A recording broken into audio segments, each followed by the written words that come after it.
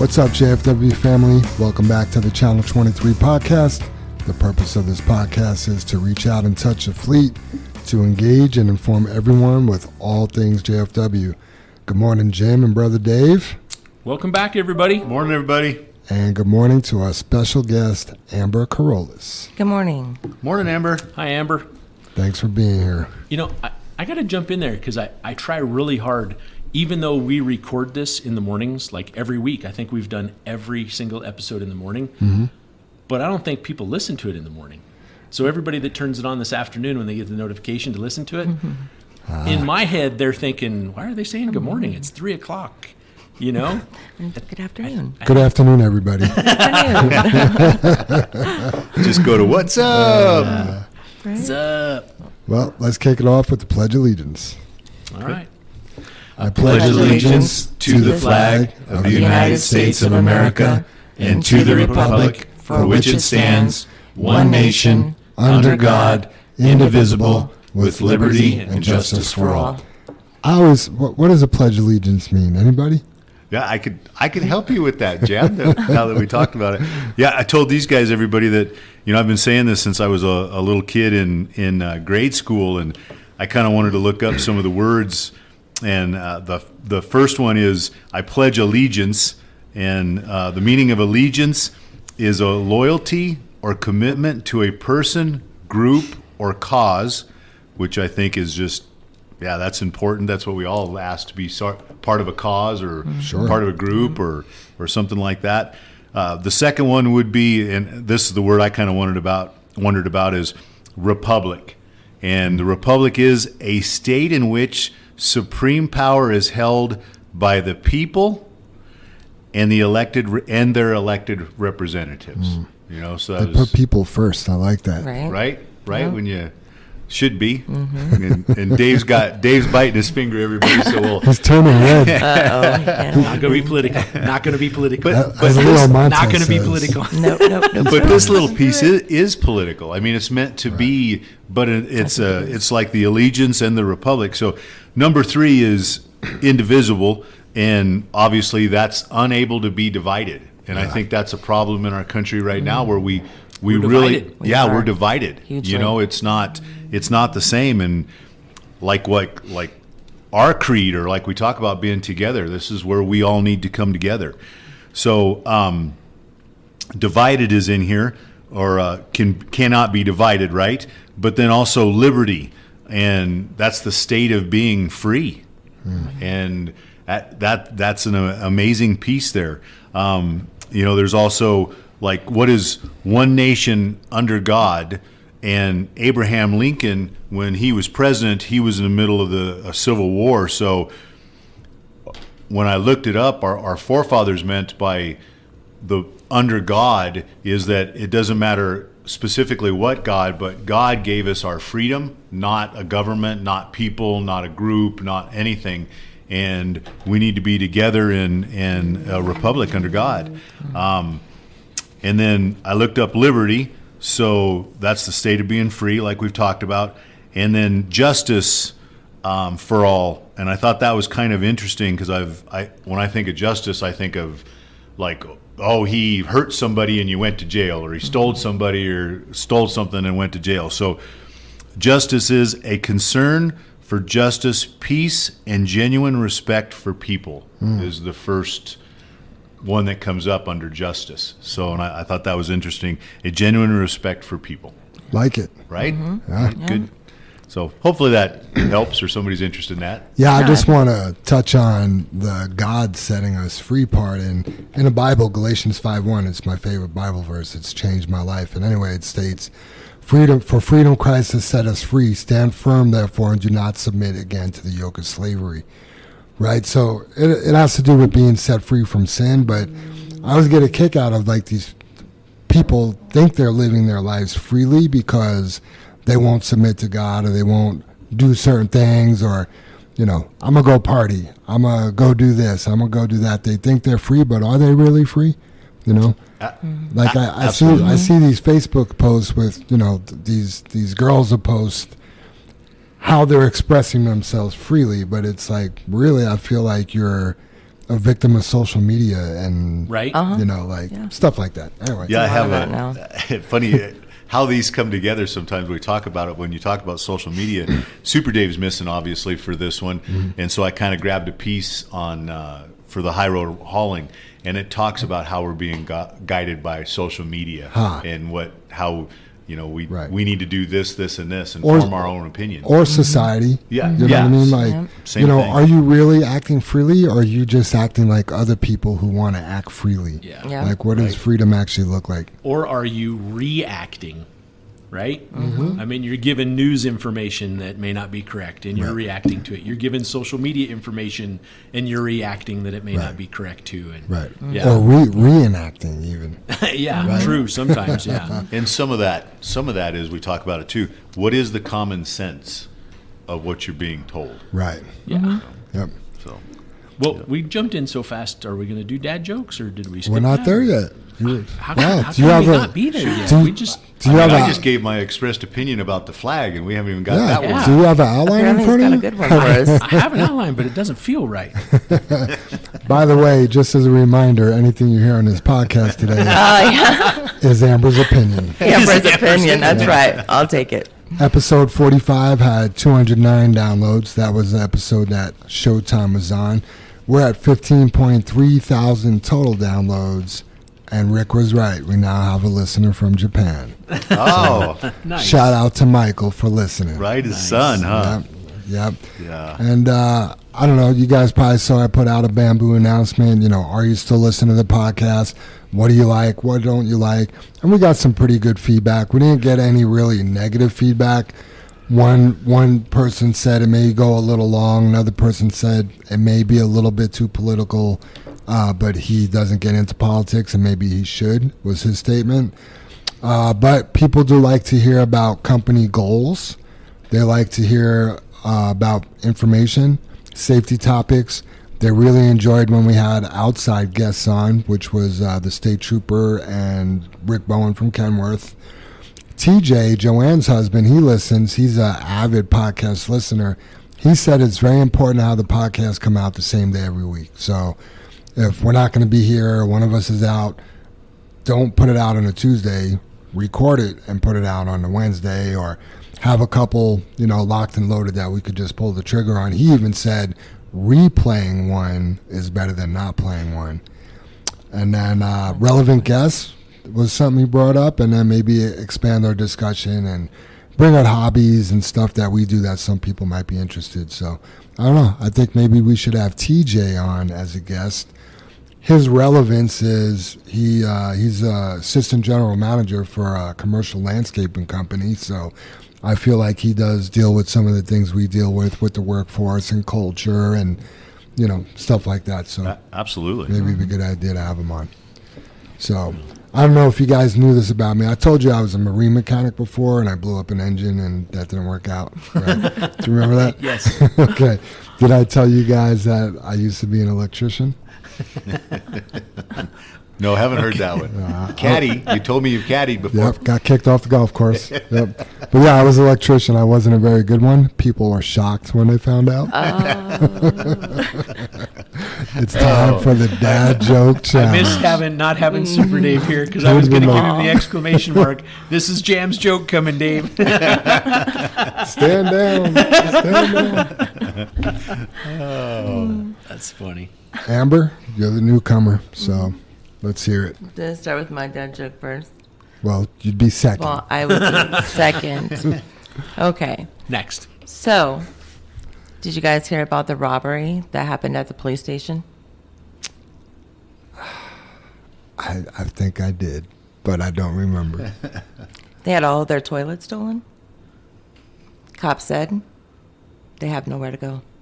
I never heard that one. I like That's a that. good one. Very That's a good. good one. Yeah. That's funny.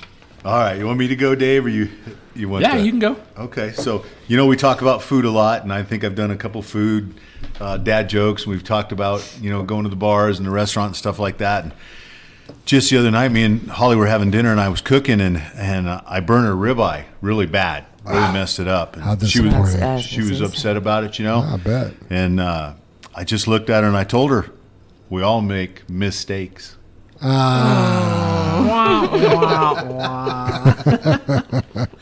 right. I kind of have the trucker newbie joke. Oh, So a trucker came into a truck stop cafe. He placed his order.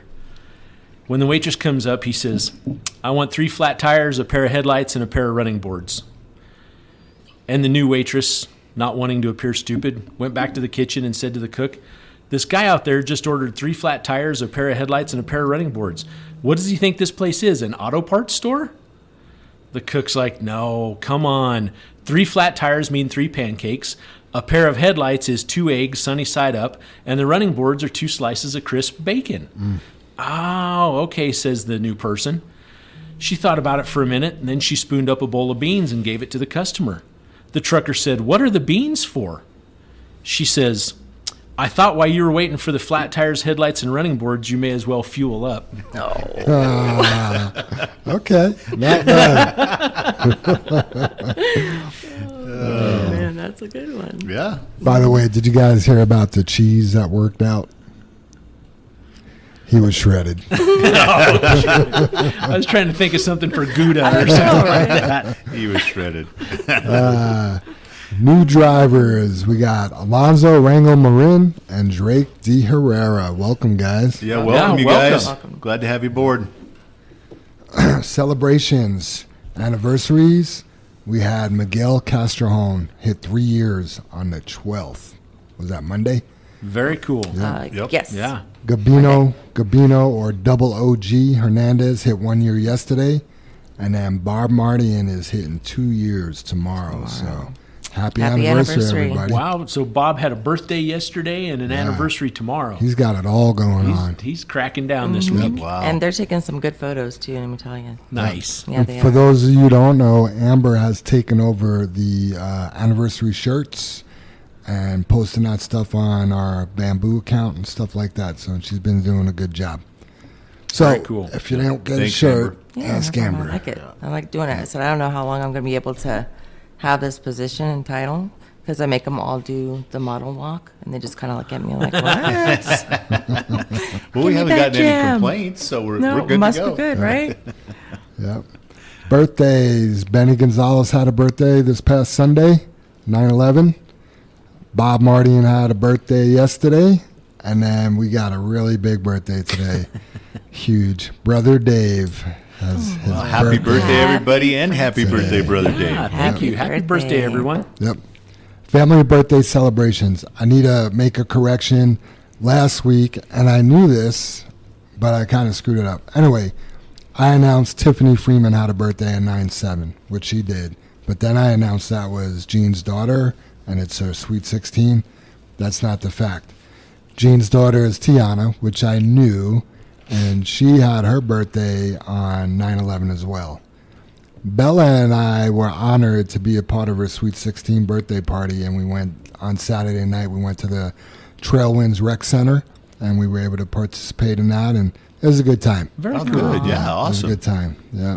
So, happy birthday, Tiana. But we also have Mandy, who is Shane Fredrickson's significant other. She had a birthday on 9/11, and then Jasmine Hernandez, Junior Calderon's wife, had a birthday tomorrow. Has a birthday tomorrow. So, happy birthday, everybody. Yeah, happy birthday, Mandy and Jasmine. Happy birthday. Yep. Those are all New Year's Eve babies, Yeah. right? Ah, Yeah. that makes sense. Yep. Thereabouts. Thereabouts, It's yeah. not far off. They started the new year off right. That's right. Yeah. With the bang. And then I want to say thank you to. Early. I just got. What do you guys? Mark that time down. What are you guys thinking? Because we'd have to explain that to SD. What are you guys thinking? Really? I'd like to say thank you to Linda, Dale, Brother Dave, Jim, Gene, and JR for checking up on my wife. She had a tonsillectomy last week, and you guys actually shot me a text message or called or something like that. So thank you for caring. And then Cindy Boyce wants to say thank you for her birthday card and gift card. And then also Dwayne, the Sandman Sand, wants to say thank you for his birthday card and gift card. So, Awesome. Good stuff. Yeah, great stuff. yep. And how is Ace doing? She's doing good. She had a really rough day The worst day was the day before yesterday. Oh, she was supposed to wow. go back to work, and next thing I know, she's not doing good, and yeah, she took the day off. She took an extra day off yesterday. Wow. But she's better. She's going back today. She actually woke up and helped me get ready for work again today, so we're back on our routine. Nice. That's good. Yeah. Yeah, that's awesome. So, She's doing better. thanks Yeah, for barely asking. a week later too, right? Jam That's- Wednesday. and Yeah, Tuesday? she still feels like really tight back there, she said, but that'll all end up going away. Yeah, heal Yeah. up. You know, I watched a couple YouTube videos on people's recoveries, and they say 14 days. At the 14th day, it's like, yeah, you're not experiencing any kind of pain or anything And I think like it's that. harder but- too when you get older too to recover. Oh, you know, yeah. the older we get, the Es- harder it is. Especially a tonsillectomy. Yeah, that's rough. Yeah. That is a kid surgery, not an Yeah, adult surgery. absolutely. Yeah, I told you guys I had it's kind of a funny naming surgery, but it's called a uvulopalatopharyngoplasty. They chopped out the whole back of my throat, and that was in my early 20s, and it was bad because you can't talk, you can't eat, everything, you can't breathe. I mean, it just everything Yeah. hurts. So yeah, thanks for asking. And then I wanted to read an email we received from T.J. Leonard, who is Joanne's husband. I thought this was really cool. It says, "Good morning. I've been running, and it seems whenever I think to thank you guys for the birthday shout-out and Amazon card that Joanne spent, and the podcast shout-out, the boss yells and the phone rings." I don't think anybody's yelling at TJ, but okay. It's now 2 in the afternoon, and I started this at 8 a.m. It's that kind of day. I notice a different attitude Joanne comes home with now versus Denver housing where she worked before, and it is wonderful. There were days she came home in tears, and it's not like that anymore. I told Joanne I was going to read this part, but I'm going to. She works a lot at night, so I think she just sits around chatting all day, but that's all right. I thought that was great. Just so you know, TJ, we ask her not to work at night, but that's your wife. She's going to do what she's going to Yeah, do. we've asked a lot. Yeah. It sounds like you guys have a great team and a nice culture. I drive 1,000 to 1,500 miles a week, and I regularly see the red trucks. Only one time have I seen anyone on your team driving out of line. 65 headed north on Tower Road. Man, that's cruising. Right? I think that's a pretty remarkable statement. I've never seen them hogging the left lane, weaving in and out of traffic, or tailgating. I probably wouldn't notice JFW trucks specifically if Mrs. Leonard didn't work there, but I do watch more because of that. I see crazy stuff all over town. Dirty trucks losing parts as they drive, trailers that look like they're ready to fall off, etc. Keep up the good work. TJ Leonard. Thanks, TJ. Yeah, Yeah, thanks, thanks, TJ. TJ. That's awesome. A shout out to TJ too. If anybody comes past the main yard here, we hired him. Whether anybody knows it or not, we had a water issue and supply problem and a water line break and all sorts of stuff, and we were forced to redo some landscape in our yard. And his team just showed up this week and did a whole bunch of stuff here at the main yard, and it looks so freaking nice, Yeah. man. It does. TJ, it rocks, buddy. What a wonderful job. Thank you so much. I am so proud to come down the street and see that. You know what I mean? You look at the other businesses in the neighborhood, and then you get to ours, and it's like, wow, it makes me proud to come to work. It's pretty cool. Yeah, he made Absolutely. us better, didn't he? Yeah, absolutely. There's the. Yeah. yeah, I made mean, us we're better. just a class act. What can I tell I you? mean, what can we say? You guys got any shout outs? Yeah, I just wanted to mention, Jam, and I know it just kept reminding me as you mentioned a lot of the birthdays there being the 9/11. I kind of felt like it got skipped over this year. I wasn't involved in the remembrance of it as much as what I have been in the past or stuff. But I guess, yeah, shout out to the firemen, to the police officer, to the families that lost loved ones. I mean, that was you talk about political again. That was an attack on the United States. Yep. And I think it's the most killed on our soil, Our I soil. think, or something. It has so Yeah. many records. I don't remember, but anyway, just a remembrance and a shout out to everybody that was involved in that, and that's part of our history that should never be forgotten. Yeah, It's absolutely. Yeah. terrible to have a thing like that happen to us and all the lives lost, but that was the last time that I felt like we were unified. Right. We all had the same common goal. Like, who did this? We're going to kick their ass. Right. You know what I mean? It wasn't, you're a Democrat, you're a Republican, I don't even know what you are, I'm Right. this, I'm that. We had a common goal, and Yeah. someone was going to pay.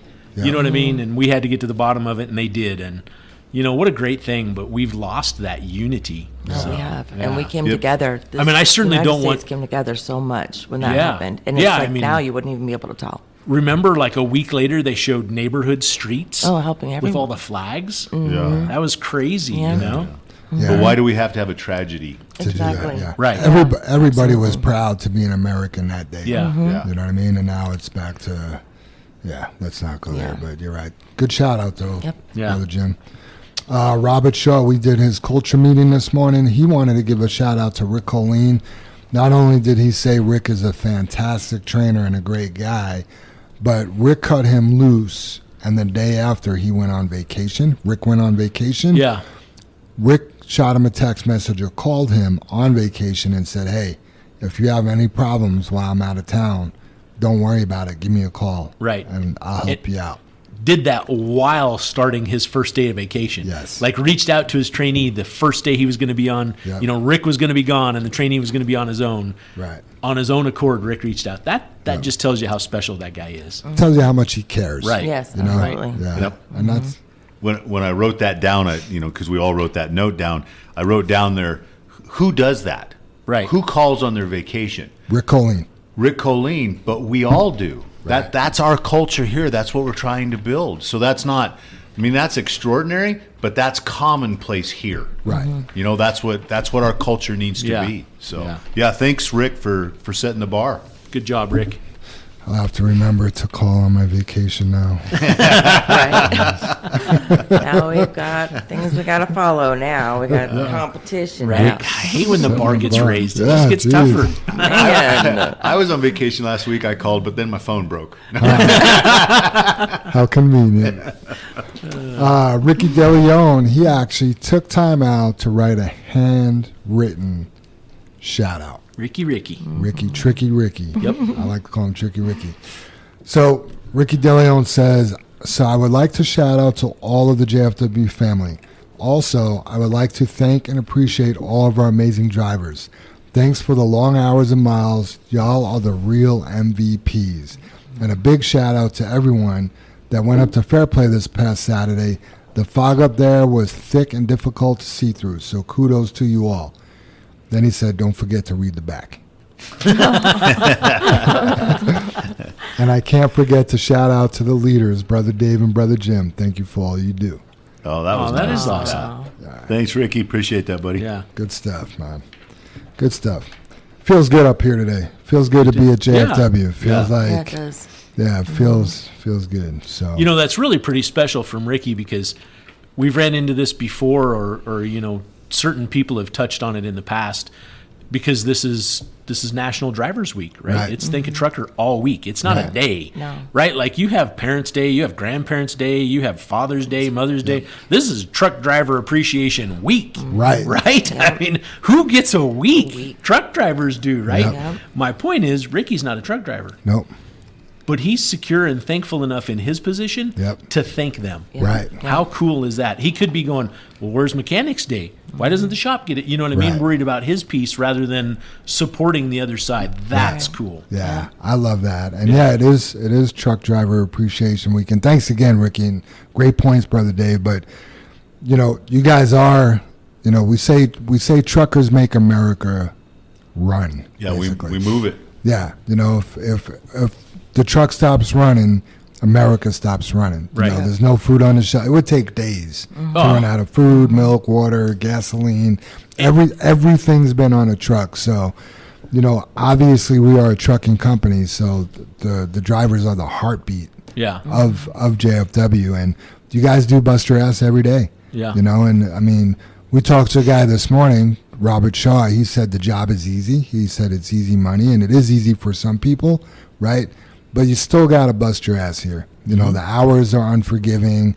We spend a lot of time away from our families. It's not the most glorious job in the world. We had that one person describe it as, this is an old school job that could be shitty, but you guys are trying to make it the best we possibly can. And who was it? Andy Conrad, Yeah, right? Andy. Yeah. Yeah. So thank you guys. We appreciate you. I appreciate you. And, I hope you feel special this week. So Yeah, for sure. absolutely. And just to go along with that, I know Joanne, Amber, and Ann and Angie, they've all taken a lot of their own time and, company time to do the burritos, the donuts, the gifts. Absolutely. The raffles. The raffle. Yeah, all of that. So, Amber, since you're sitting here, thank you. Appreciate that. No And- problem. Shout out to the A team with a capital J. Yeah. I like that. I like it, right? Yeah. Good Joanne. Yeah, and just speaking about this week, we've never had a trucker appreciation week like this week. And we've done an ice cream truck. I think we've done Right. a food truck, but Amber's raised the bar. Absolutely. LOF. Right. Yeah. We have AKA. the leader of fun. Leader of fun. She's raffled off a whiskey glass set, That's pretty inflatable recliner. Yeah, Yeah, the like refrigerator. Wasn't there a refrigerator? The little lunchbox? It was a a the- heated lunchbox. the lunchbox. Yeah, so great job. Yep, Thank you. yep, no doubt. Do you guys want to say anything for Truck Driver Appreciation Week other than what we said before I play? We have a couple people that wanted to say thank you as well. I'm going to play that. No. I mean, Dave covered it for me. I mean, Okay. I can't. Yeah, I just want to emphasize, and we say it a lot around here, but there are two positions at JFW. Yeah, that's where. Strictly solely, there are two jobs at JFW. You're either a driver or you're driver support. And the interviews we've been having in the morning, everyone in this office today, because we're not in a truck, we're driver support. Yep. Right? If you're in a truck, you're a driver. Otherwise, you're driver support, mechanic, shop, wash bay, admin, dispatch. I mean, we are here to support you guys and gals, back you in your decisions, support you, make you better, everything. We're driver support. How do we help? How can we help? What do we need to do to make you better? That's the goal, right? Yeah. You know what I would love about those culture meetings and even the interviews? From the very beginning, we always sit down the applicant or the driver at the head of the table, right? We're here Yeah. to support you. Yeah. You know what I mean? So, I do like that. All right, I'm going to take a second. I'm going to play our Truck Driver Appreciation Thank Yous. Oh, very cool. Perfect. Hey, JFW family, this is Joanne. I just wanted to say thank you so very much for all that you guys do for us, all the hard work and dedication that you do here at JFW. I hope you enjoy everything that we have planned for you this week. Please know that we really, really do appreciate you guys. Thanks so much. Hey, JFW family. Just wanted to give you guys a big old thank you. You guys make this place a lot better. You guys make the world go around. And don't ever think you guys don't matter, because you guys do. Again, thank you guys. Hi, family. It's Linda. Wanted to let you know how much I appreciate all you do for dispatching for me. All your hard work, the late hours, long hours in summer, hanging in there when we're crazy busy and when we're crazy slow. We really do have a great group of professional, courteous drivers, and we have the best drivers. That's why JFW is the best. Thank you all. Hey, I'd just like to say thank you to all the truck drivers out there today. Appreciate everything you do. We couldn't do it without you. Have a great day, everybody. Hey guys, this is Amber here. Just wanted to give you guys a huge shout out. Let you guys know that we are super appreciative of everything that you guys do. I know that the job can be tough. It's not easy. And you guys take a lot of time away from your families to be here to get stuff done, get the job done. We want to let you know that we see you, and we know that you guys show up every day ready to go, and we appreciate you every day, not just during Appreciation Week, but every day. Happy Truck Driver Appreciation Week. All right. Perfect. I know some people, I guess it matters anyway, but just so you guys all know, that was Joanne, JR, Linda, Scooby, Amber that all made those. I know Scooby and JR, I don't think they said their names, but Yeah, and then just so you know, we recorded this before we invited Amber on the podcast. Otherwise, I said thank you. Yeah, we were last minute. Amber, you want to be on the podcast tomorrow? So I was like, I knew it was coming. Let's do it. Perfect week. yeah, it is perfect week. Yep. A couple things to talk about. Number one, Paycom. I'm going to read this right off my Bamboo message. Paycom, as you all may or should know by now, we are switching over to Paycom as our HR payroll platform. This process will take a few weeks before we are no longer using Bamboo, but today, Wednesday, employee logins will be sent out via email So please keep an eye out for this and follow the instructions you receive. There's going to be a checklist that goes along with this that will help you verify that all your information is correct. One thing we want to bring to your attention and encourage you to do is verify your phone number, as this will allow you to do your own password resets if you need be. You won't have to call me or anybody from management. Also, Angie, Amber, Ann, and Joanne will be here at the office to help and answer any questions when you get in for the day. So the last thing is we need this done by Friday, because Monday we're going to start using Paycom to clock in and out. So Very cool. yeah. Yeah, it's exciting stuff. Again, like we talked, changes are always tough. Sometimes they have bumps in the road, but we just, all of us as the leadership team just went through Paycom to get an introduction to it the other day, and I was excited about the power it puts in the all of our employees and teammates' hands to be better people, to be a better company, all that kind of stuff. And I wanted to mention, you mentioned like, yes, you're going to get an email. So it's an email about Paycom, right? So you understand that. And to verify your information, that means your address, that means your name, that means your birthday, that means your social security, that your information, your personal information. Double check your bank accounts, right? Got to make sure everything that's being sent to you, and I know Jam mentioned there's a checklist, but look at the information. Take a few minutes. It will become so powerful for you guys.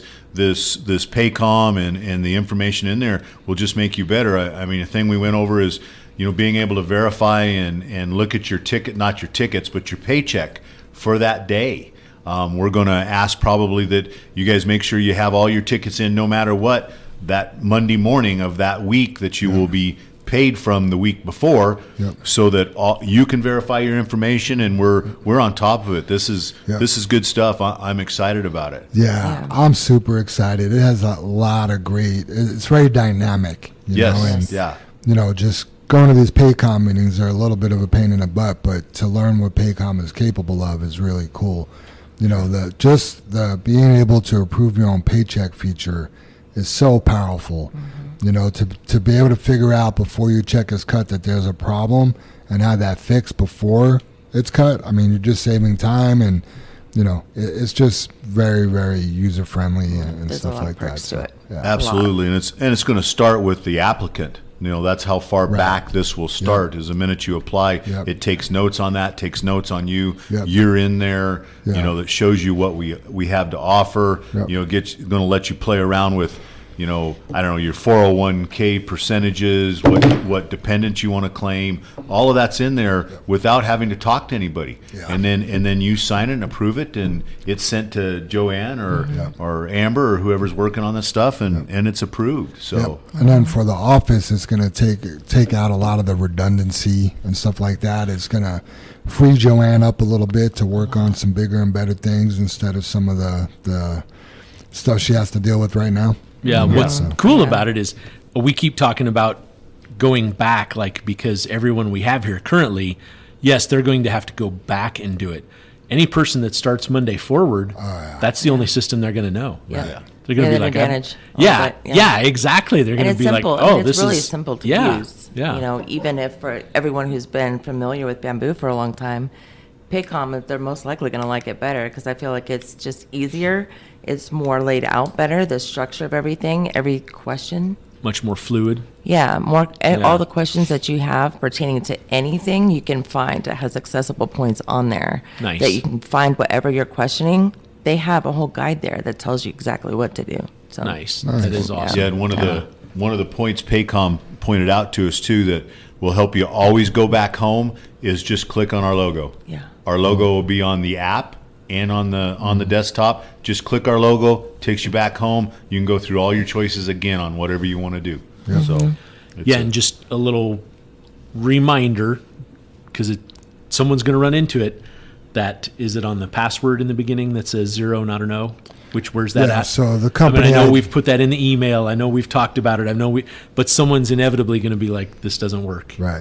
Somebody's not going to know what Paycom is today. Right. Yeah. Right. So, Yeah. But so the company ID starts with a 0, not an O.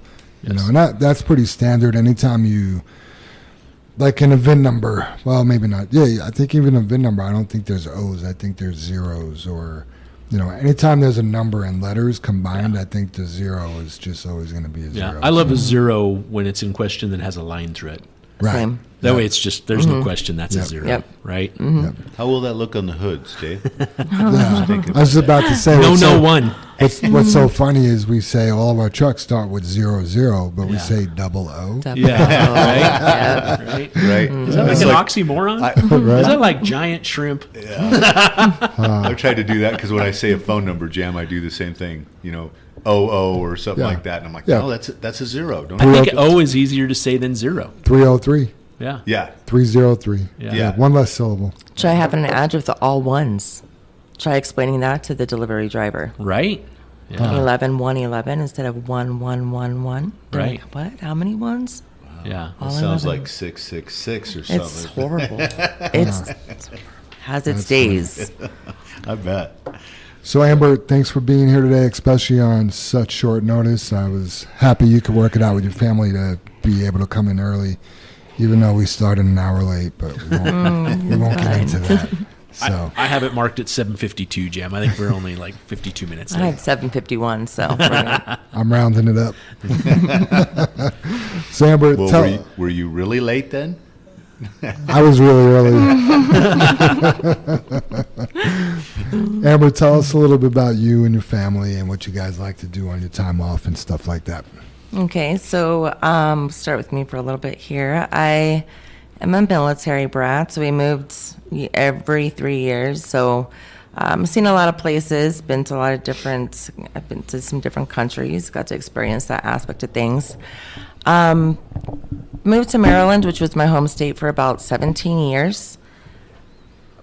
Then I needed a change. Some things were going on back home, and I wanted to try something new for me, and decided to pick up and move here.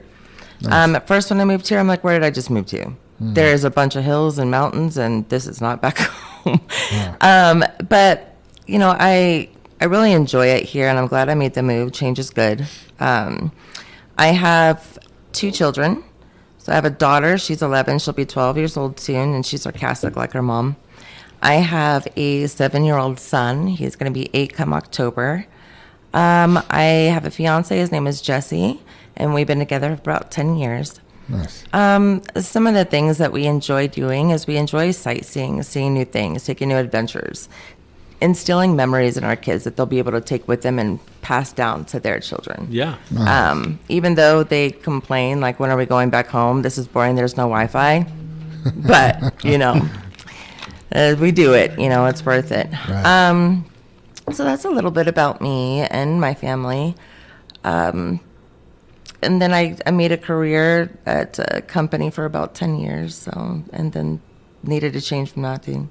Okay. Yeah. So when you say that, are you talking about Adams County?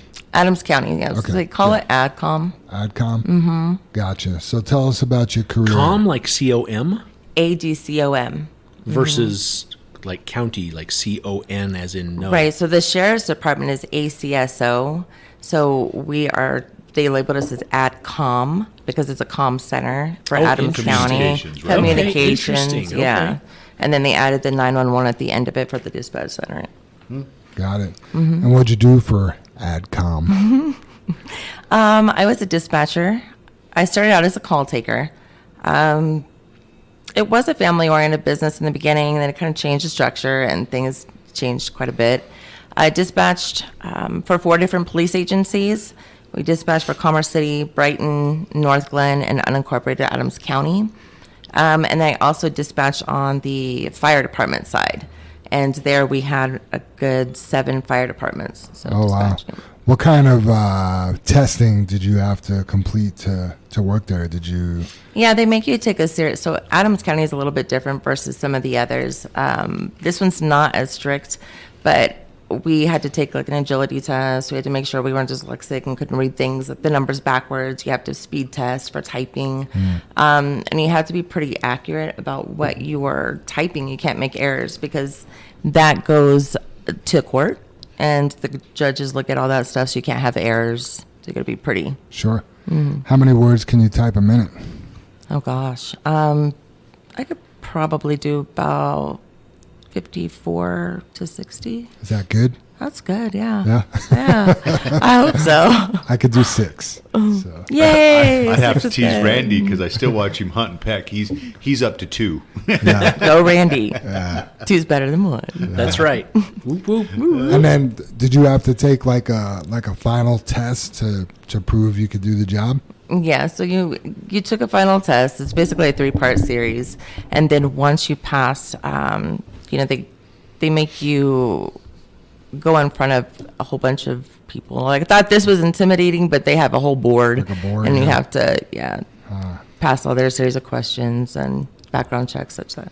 Is there like a test call, like a test 911 call you got to answer? Well, they would ask you just scenarios. What would you do if this happened, or X, Y, Z? But it was never just to put you on the phone and pretend and that ordeal. How you would actually handle it if you were in the moment, but just scenarios. Gotcha. And then is there a lot of on-the-job training to your?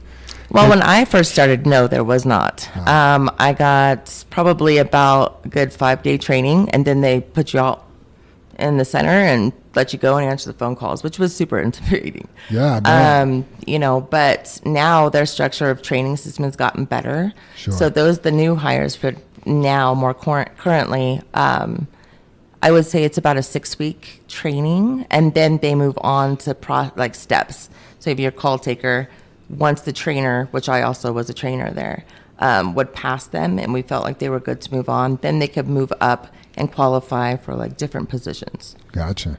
You think you could dispatch our trucks with no problem? Sure. Okay. That's good Absolutely. enough. Let's do it. I'll make it work. It's funny. I can't guarantee where they'll go, but they might not like me. What are some of the things you had to contend with at AdCom, and what led you to come to JFW? So I dealt with quite a bit there, actually. You take a lot of bad calls, and you deal with people's trauma every day. That's not your own trauma, and you try not to internalize it or take it personal. But it's almost impossible not to, because some of the things that you do here on there, or the stuff that you have to actually go through with somebody, can be pretty traumatic and have a long time effect on you. Wow. Mm-hmm. Yeah, I get it's probably just like law enforcement. How do you go to a murder scene of a child and not let that hurt you? You know what I mean? And you feel helpless when you're on the phone, Right. because you can't do anything. All you can do is try and walk them through, because some people, it's their first time ever calling, and they Right. don't know what to do. So you feel kind of helpless on that end, but on the other aspect, you're really the first responder, Sure. because you're getting the ambulance, the police there, because they have to have a location to go to first. Right. So and then you'll stay on the phone with a lot of them until the police or emergency personnel get there. Right. And that could be like walking a baby, infant CPR, and gunshot wounds and stuff like that. Yeah, that's a just lot. crazy. I mean, Yeah, it's you think about, like, around here, we've had those calls during the day where it's like, oh, that's a bad phone call. Oh, that's a bad phone call. Every time the phone rings there, it's bad. It's Right. bad. You Almost know what I all the mean? time. So, yeah, I mean, And no ever one's since calling and COVID- going, hey, you. Yeah. No, I just wanted it's to call and rarely say ever. thanks for today. No, and you rarely ever hear it. But when you do, when you finally hear that, you're like, wow, Yeah. I'm really doing something good. Sure, here, because sure. you don't hear it that often. But Yeah, you have to realize the good that's coming from what you do there. yeah. Yeah. Because there's just, if you let it consume you, it really can. Oh, I can't imagine.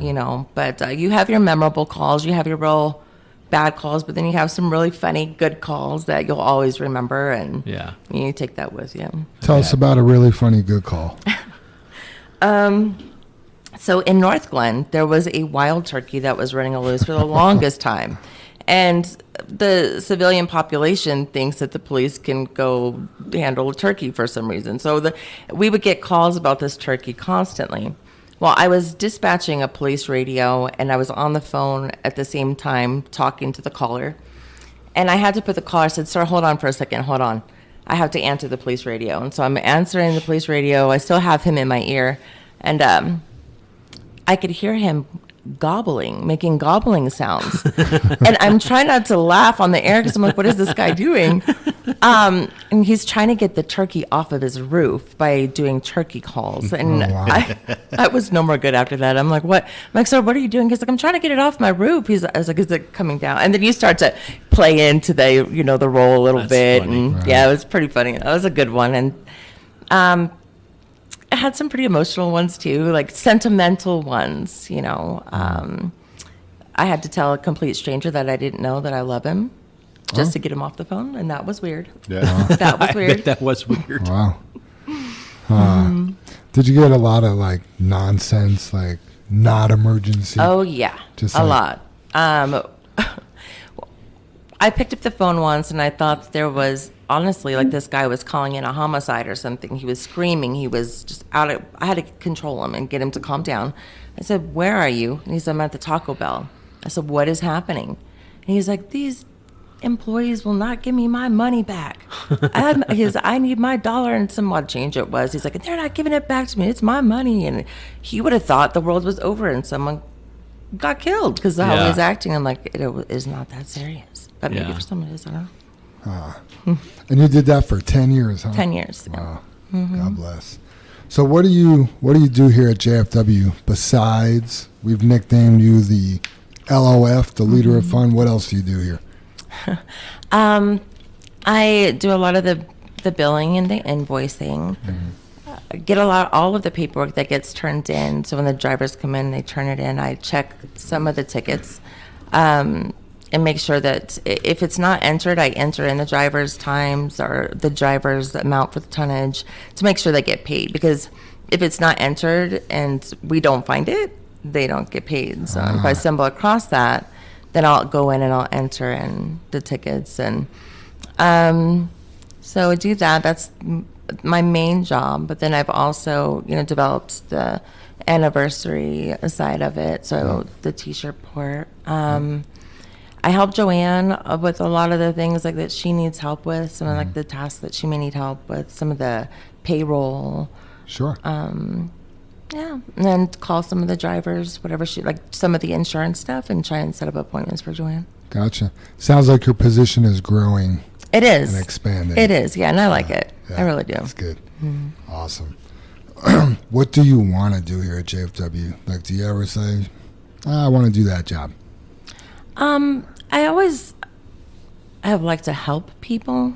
As far as providing resources and there's people go through so much and we just don't really we're so busy and we don't see what people go through, but not all the time do people know where to turn to if they're having a family situation or a personal problem, or being able to provide them with outlets and being able to I want to be where I can be useful here in Sure. every aspect. So, and also learning what kind of everybody does and putting my hand in that a little bit to help out. Nice.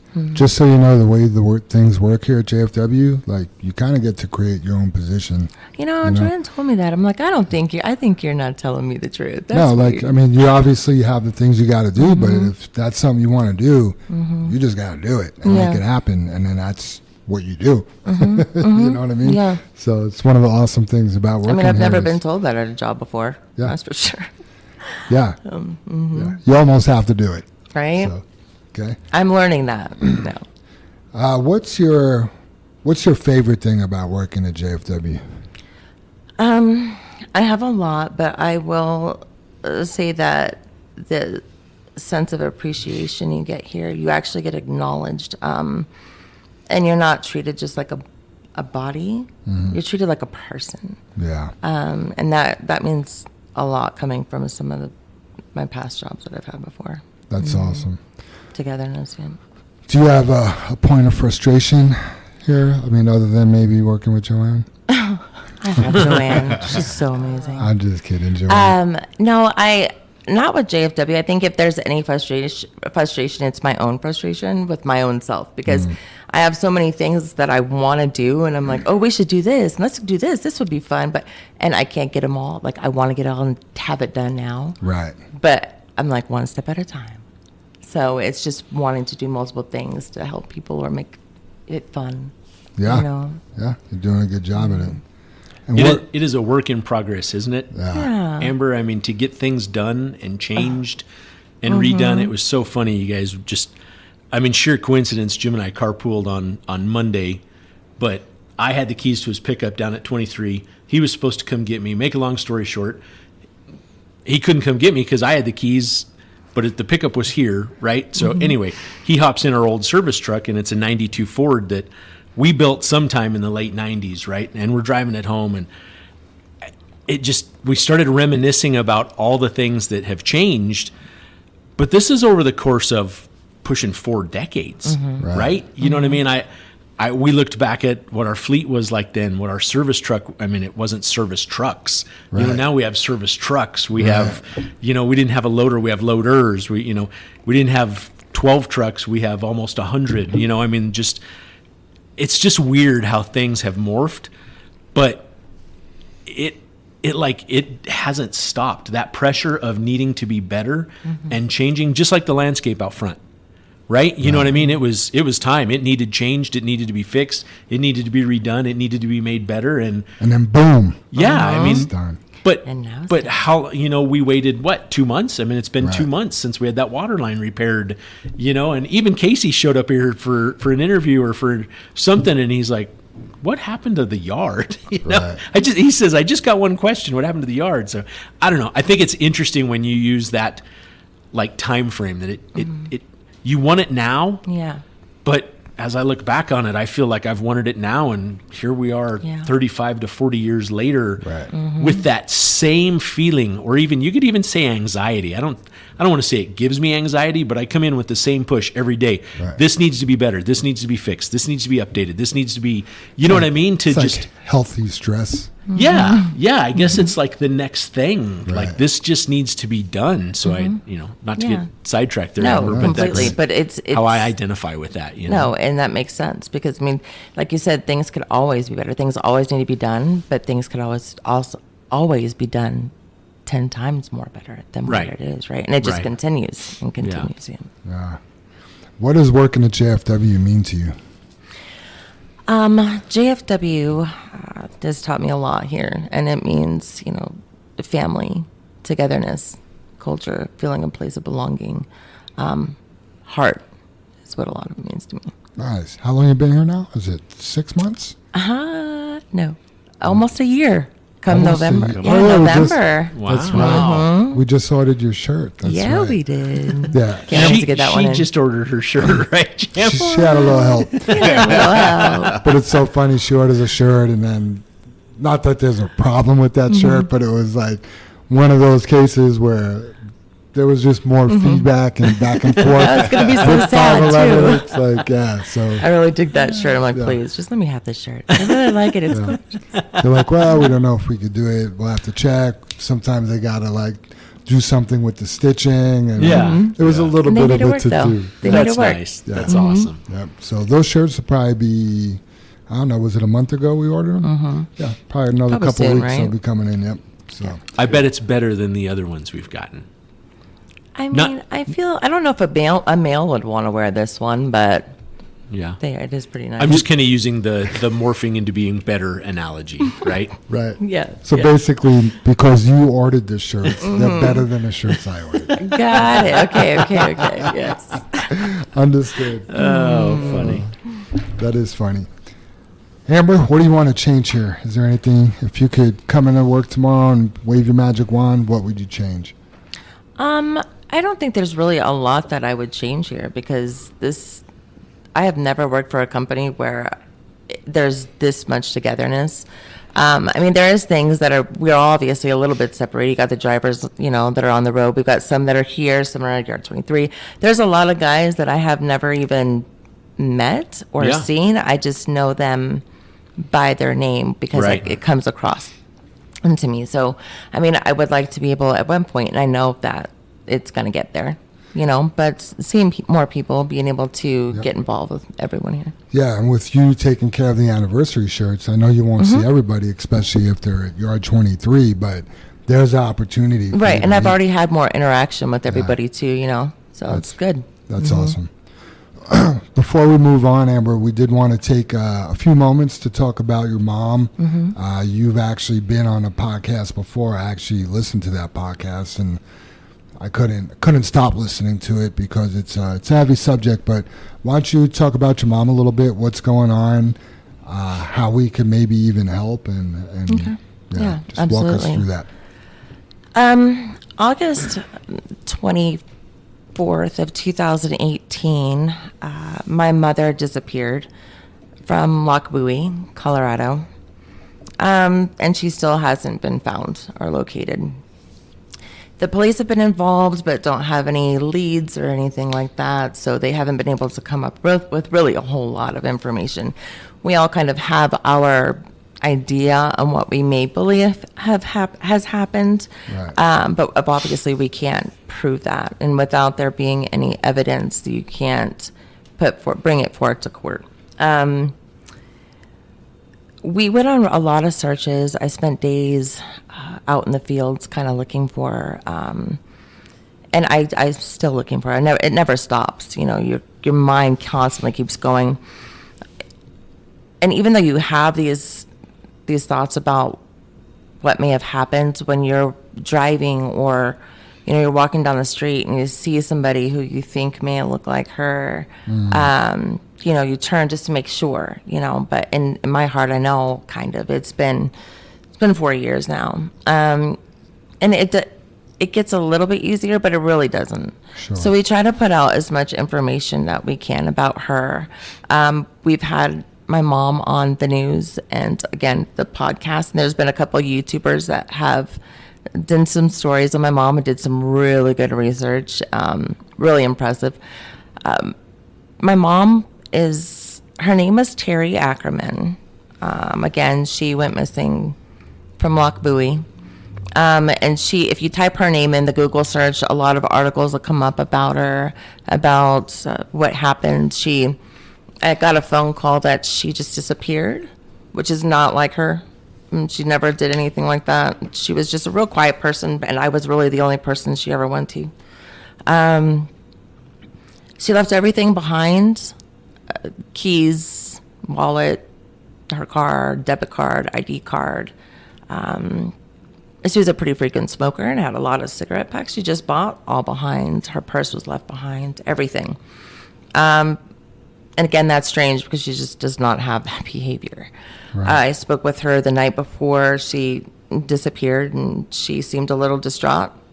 And she had some issues with her husband here and there, but I, didn't try to pry into that a whole bunch. And it struck me odd a little bit that she was crying, but I didn't think a whole lot. And then the next day, I went to work, and that evening got a call from her husband saying that he reported her missing. And ever since, there's been nothing, and it's been hard. Yeah. But any time that we can get the opportunity to put her information out there, it helps. And it also helps us too, because it makes us feel like she's not forgotten. And that's the worst fear, is to feel like people forget. Yeah. And just so you know, Amber, if I'll search for the link, or if you send me the link, Yeah, I'll send you the link. we'll put it up on in the notes of this podcast, where people could actually go and listen to that. And It's a pretty good podcast. yeah, you never know, somebody. I mean, yeah, listen to it because it's good, but also listen to it because you may hear something or know something. or Exactly. you just never know. I mean, one little lead could turn into something else. So Absolutely. Yeah. And I don't want to be naive, Amber, and I just listened to you, and I know it from you working here, but you're talking that your mom disappeared. There is no leads, no foul play, no nothing. Your mom, I mean, I guess I can't imagine Vanished. that. Yeah, Vanished. I mean, I can't imagine that, Amber. I mean, that's. I wish you'd show up, or I wish you had some closure or anything for you, at this point. But I can't. Yeah, that's a.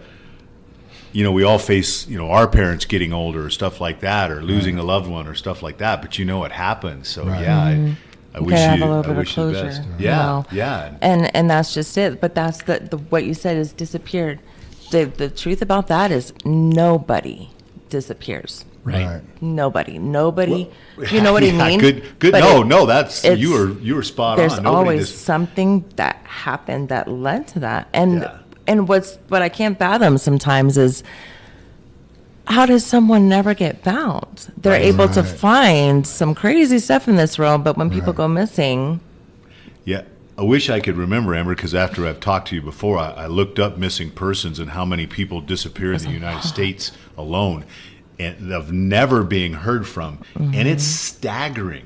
Oh, it's bad. It's bad, and Yes. like you said, I guess I've never thought about it that way. Nobody really disappears. Something happened, Something whether they are happened. living another life someplace else or foul play, but you don't disappear. No, you know? you And just don't. I used to live out in the Loch Buoy area, and I know, the fields, it's a rural area. I suppose you could be, fall down in a field and not be found for Right, years. right. But like you're also saying, 4 years. it's a long time. Right? I mean, yeah, I feel, I don't feel, I feel bad for you, but I feel wanting for you of, Closure. Yeah. let's Yeah. figure it out. But if you listen to the podcast, there is definitely foul play. No, there is foul play. Yeah. Yes. How old was she?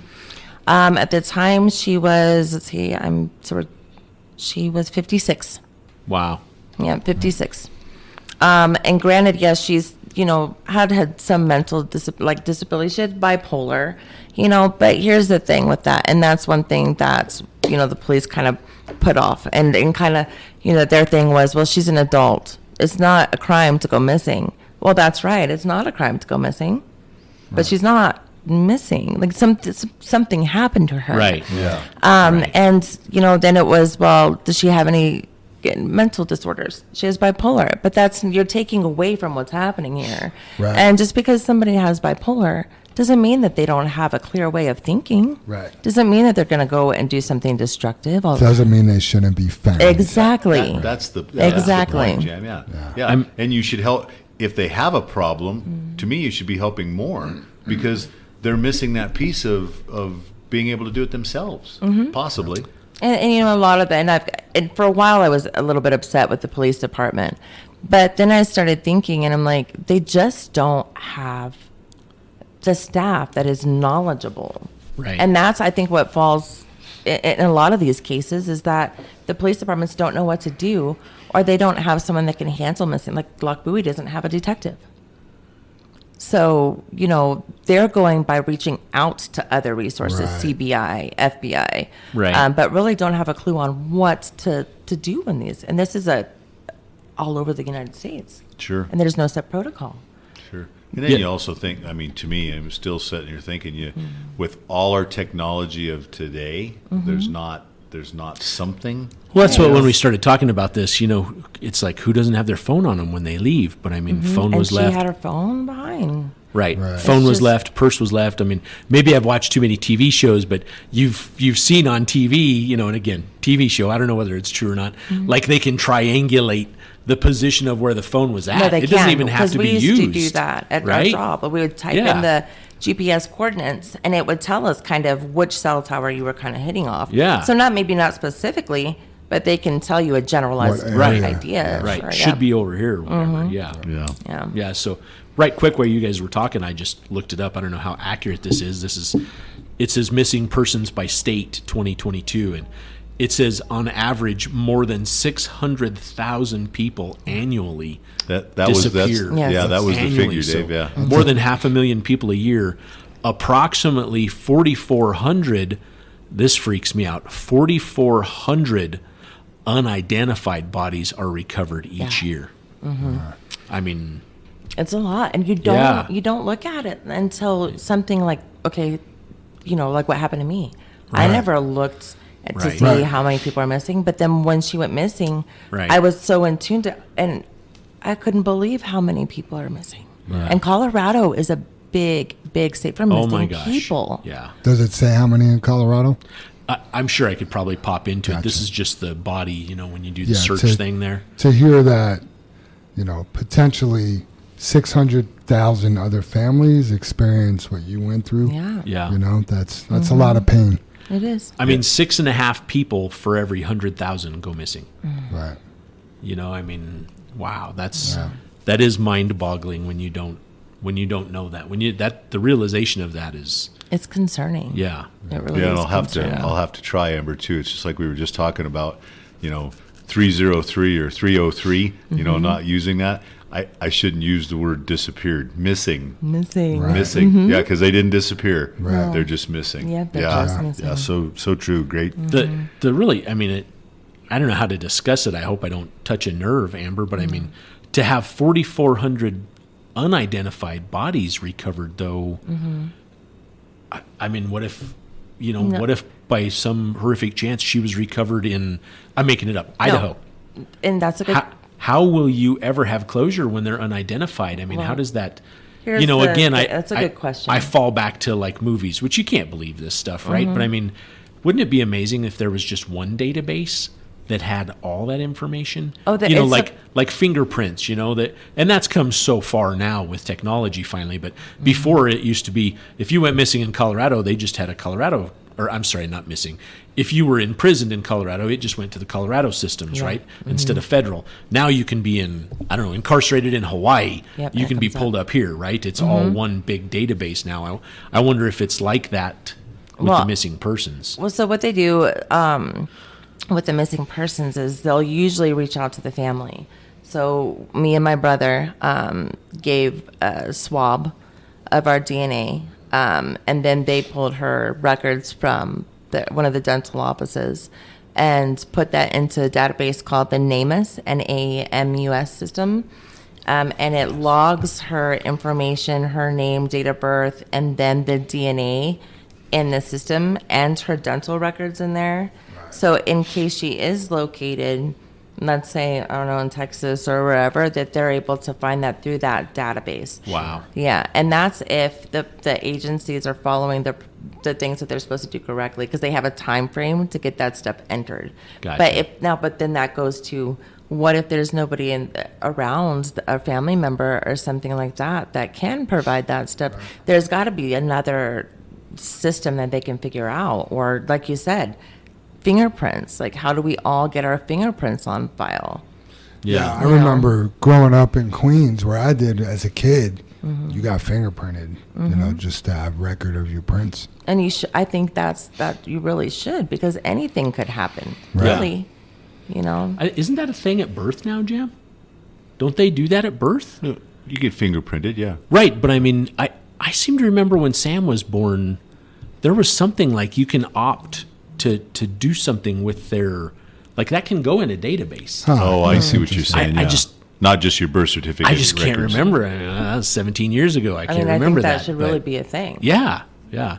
You can break Colorado out of that statistic. It's funny. It has a little bubble that breaks out every state for the United States. And believe it or not, Colorado is 292 missing for the year, and that averages almost 5 people for every 100,000. Wow. Can you look at Chicago or Illinois?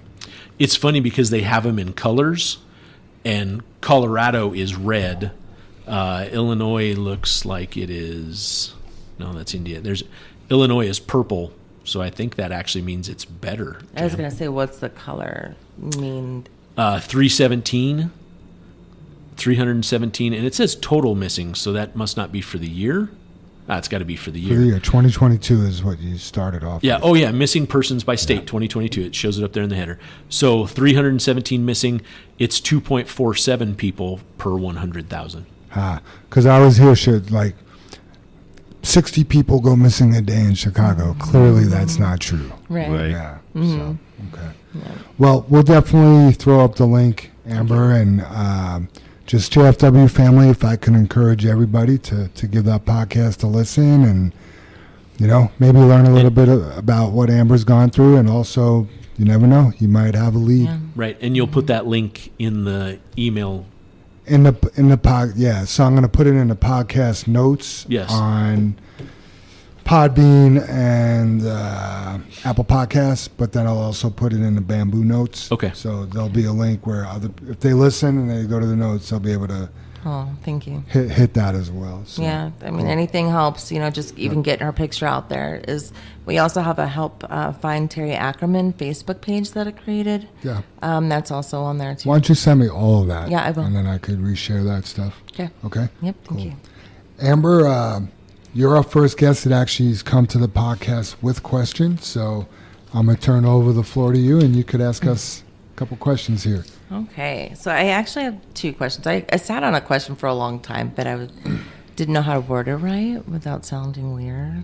But whatever, right? You should have tried harder. Bring it on. Weird's good around here. It is, Odd's I mean- good. Yeah, we're all good with that. You should have, if you weren't trying to sound weird, you should have tried harder. I'm just kidding. Okay, so my first question, we all have gone through something at some point in our careers that has impacted us negatively or positively that we continue to carry with us till this day. What is a memorable moment that you could share with us that might be able to help a new driver or even a senior driver? Yeah, I mean, I actually thought about that question long and hard, and I got 3 moments, if I can mention all 3. Is that okay? Yeah. So first moment is I was a driver for Aggregate Industries. I drove a ready mix truck, and I got assigned to this plant called the Bannock plant. And as soon as I walked in there, I heard about what a a-hole the plant manager was. You're going to hate him. He's a jerk, this and that. He's not fair. And I always kind of grew up like judging people off my own experiences. So I just kind of, okay, well, thanks for the warning, I guess, but I'm going to live out my own experience here. Well, turns out he wasn't all those things. He was actually a decent guy. He wanted the work that needed to be done get done. He actually ended up taking me under his wing. I learned how to be a batch man and developed a really cool friendship with him today. And we actually do business with him because he's a bigwig over at AI now, and he runs transit mix, and he runs actually the dispatch, or not runs it, but he oversees a lot of things for AI, and he ended up being a really good friend of mine. So first thing I would say is judge people on your own experiences and relationships with them. You know, you walk in somewhere and everyone's warning you about somebody who happens to be their boss. You know, take that with a grain of salt and form your own opinion. The second thing I would say was a pivotal moment for me, and I talked about this on the podcast before, is I've been a blue-collar guy my whole life, and I had an opportunity where all of a sudden I was a chief operations officer for a marketing company, and I work with my brother and 2 other former stockbrokers from New York. We all work from home. But anyway, I dropped the ball, and my brother called me up, and he started, I call it blowing me out. Like he was just... Yeah, I mean, he wasn't holding back at all. And I was just coming up with excuses. And at one point I said, hey, man, I'm trying my hardest. And he says, well, if that's your hardest, we got a effing problem. He's like, if that's the best you got, this isn't going to work out. So definitely learned something there about what it means to be part of a partnership and a team. And I was able to carry that over here to JFW, where I know my hardest has to be good enough. Right?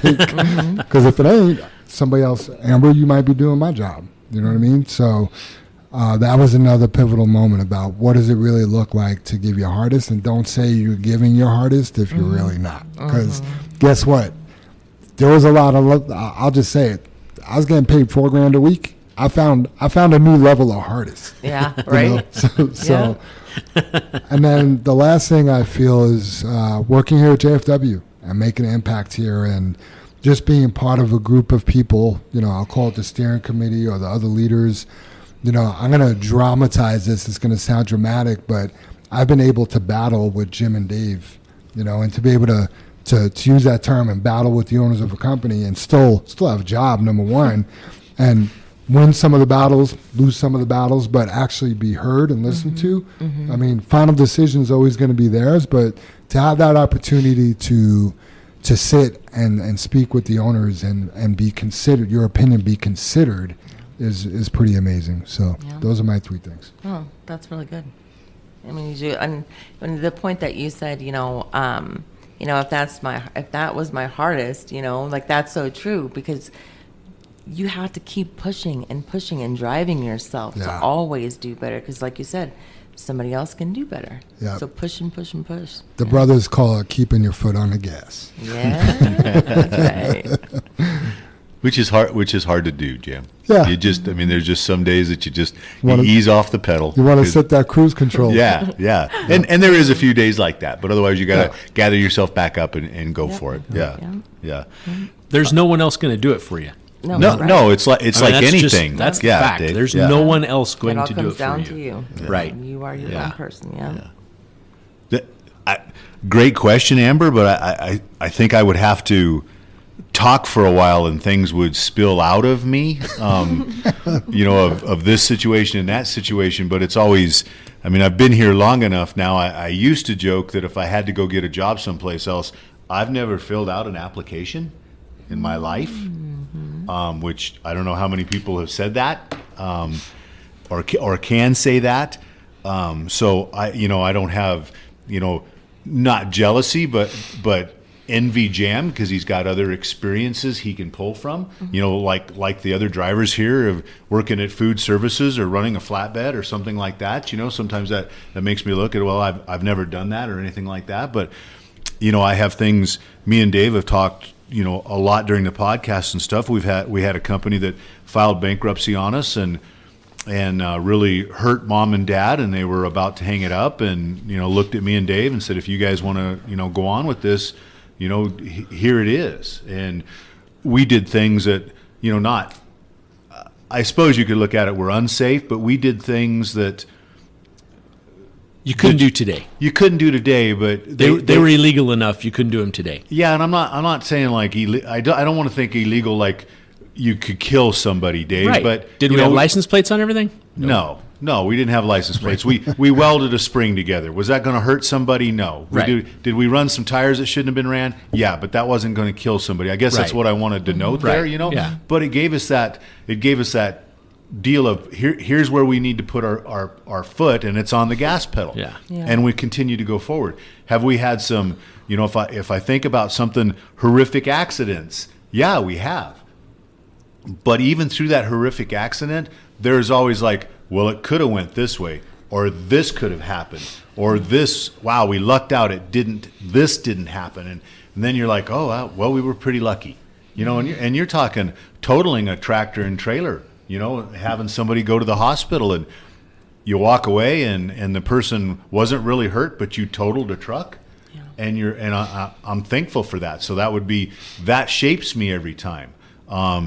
It shapes me sometimes as in that, Jam said, what'd you say just a minute ago? A healthy worry, a healthy concern. Healthy stress, Yeah, healthy pressure. Yeah. Sometimes mine's just not so healthy, Jam, Right. because, that phone call, you wait for the phone call, I guess, Amber, on my side. And luckily, hopefully Dave agrees with me that we're able to put people around us that help with that stress and those decisions and take us to another level. Like, a concern where, me and Dave can't answer the phone to help somebody, but we have Joanne, we have you, we have Jam, we have JR or something like that. Or we have Rick Colleen, just, another driver that offers help. Right. That's creating a place that I always wanted to work or always dreamed of having. Yeah. I didn't know, when I was out with Don Creason, my trainer, that was the dream I wanted. I didn't know that was possible, but that's where we're at. So that would be, a short version, but I could probably, talk for hours. And something I want to add is I remember places around town by what happened there with a truck. Oh, yeah. The engine went out there, the drive shaft went out there, we burnt one down there, we wrecked down there, we tipped one over here. Yep. We blew out a tire here, we towed a truck from here. Drove a truck home with no rear end. Drove a truck home with no clutch. You know what I mean? Yeah, that's how. Put pepper in a radiator to get it home from Parker. I mean, just endless We have to do it. endless Yeah. stories of you're like, oh my God, Yeah. you did what? Yeah. Me and Scooby, he's back. We laid a trailer over. We were down on a job site and he was the lowboy driver at that time, and we just went down and there was a loader just sitting there on the side for that would put pipe in the ground, or it was their loader, but it had a big set of forks on it. Me and Scooby just went and started the loader and picked up the trailer because it was pretty much junk, and threw it on the low boy, and it was somebody else's loader. But you got it done, and you got off the job site. I think we probably let whoever it was know, but you just kind of get it done. So I guess that's my memorable stuff. I don't know, Dave. I mean, I don't want to say you stole my thunder, but I mean, totally, Jim. That I was mean, really- yeah, was, yeah. I mean, totally. I have, Super Dave's not here, but one of his biggest training moments when he first started, it was like his first winter, and we were down at Plant 13. Actually, he was down at Plant 13. He was a new enough guy, only been here months. I mean, he started in the summer, and this was quite a snowstorm that was coming in. And this is one of those deals, like Jam said, we don't take our foot off the throttle. Well, snow's not supposed to hit till 10. Go get a load, right? Nowadays we're like, oh, snow's coming at 10, and Brandon closed. Right. Right? Bring it in. It may be 60 degrees out, and it's like, well, they say snow's coming, and we're closed now. Back then it was like, hey, snow's not coming till 10. Let's go get a load. Well, now we have like 4 trucks stuck down at the Plant 13, right? We have the first truck drive up out of there, and this was before it was a dirt road then. Now it's paved, that's how long ago we're talking. Well, we had a truck spin out, and it was on the railroad tracks. Loader couldn't pull it out. I mean, it was, finally he gets off the tracks, but now he's half in the ditch. He's barely out of the way of the train if it comes through. Can't move it because it's so slick. It's one of those storms. It's so slick. The loader can't move it. The loader just spins. It's like instant ice the way it's set up, right? So a guy that used to work for us, Doogie, Jim Smith. His birthday's today. Yeah, we share a birthday, right? Yeah. Year apart, but share a birthday. And I'm like, Doogie, hey, Super Dave and this guy named Gary Kincaid that used to work for us, he was actually the lead guy to help Super Dave out. He was the one stuck on the tracks, right? He was the one going to show Dave how to get over the tracks, right? Anyway, make a long story short, I mean, in the middle of this, it was pretty much like a blizzard conditions. We load up in this old service truck we have, and it's a 76 Chevy. This was the late 90s, right? So we're already in a 20-year-old POS. I'm talking POS here, folks. And anyway, we get down there, and I'm like, well, I think the only way we can get the truck out is we need to winch it. This was today. We'd just be like, oh, you need to call a tow truck, and a tow truck could do it. Well, we couldn't afford a tow truck then, right? So how do you winch something when there's nothing to hook your winch truck to? I hooked to the railroad tracks. So I hooked the front of the service truck to the railroad tracks. We're making progress, man. Doogie and I get that truck winched up out of the ditch, and all we need to do is disconnect it, and all of a sudden we hear ding, ding, ding, ding, ding, ding, ding. Here comes a train, full bore coal train coming down those tracks. I have so much tension on the chain from the service truck to the tracks. It's just straight forward. It's just a straight line like an arrow, right? Tensioned on that tracks, and Doogie's like, train's coming, and I'm like, no shit, pull the service truck forward, because I mean, you got to understand, we have a winch from the service truck to our truck, we have a chain from the service truck to the train tracks. Everything's got tension on it, so we need to undo the tension on the winch to get it so we can pull the service truck forward. We have the service truck with chocks drove in the ground because it's so icy, so it won't slide backwards. It has outriggers that we have down in the ground so it doesn't slide. I just run to the chain, and of course I can't get the chain off. It's got 20,000 pounds of tension against it, right? And I'm just looking at this train coming and the snow barreling down, and Doogie jumps in this service truck, you guys, and I'll never forget this. It had a throttle lock on it because to run the winch, you pulled the throttle out to like 4,500 RPM. I mean, the truck's just sitting there screaming, this old 350 gas engine. And Doogie just crams the truck in gear, and he lets out the clutch. And I'll never forget the vision that the wheelbase on that service truck was so long. The truck was just hopping. It was like the frame was like flexing into to try and scoot forward, you guys. And I'm laying on the tracks. I'm trying to get that chain off, and the train's coming, and everybody's like yelling at me going, get out of the way, get out of the way. And you guys, I could not get that freaking chain off the tracks. And I'm like, holy shit, we're going to derail like 100 coal cars. How am I going to make this call to the insurance company? And I mean, this whole time, like the train's coming at 50 miles an hour. It's barreling snow down. I got people yelling at me. I'm laying literally on the tracks trying to get the chain out. It's covered in snow. It's snowing so hard, right? And oh my God, I finally just jump in the ditch and the train, train clears me. But it hit that chain, you guys, and it snapped that chain instantly. I mean, it just wham, and I'm like, oh my God, don't derail. And I look up, and that chain, it was a 20-foot chain. It stayed attached to the front of the service truck, but at that time, to protect the crossing arms, they took railroad ties and they stood them on end, and they drove 3 of them in the ground. That was like their guardrail to protect the crossing arm, right? That chain came off of the track with such force, it hit the first railroad tie that was in the ground, standing straight up, and it wrapped around it like 6 times, and it was embedded in the railroad tie. That is and I was like, the train just kept going, and I'm thinking, it didn't derail.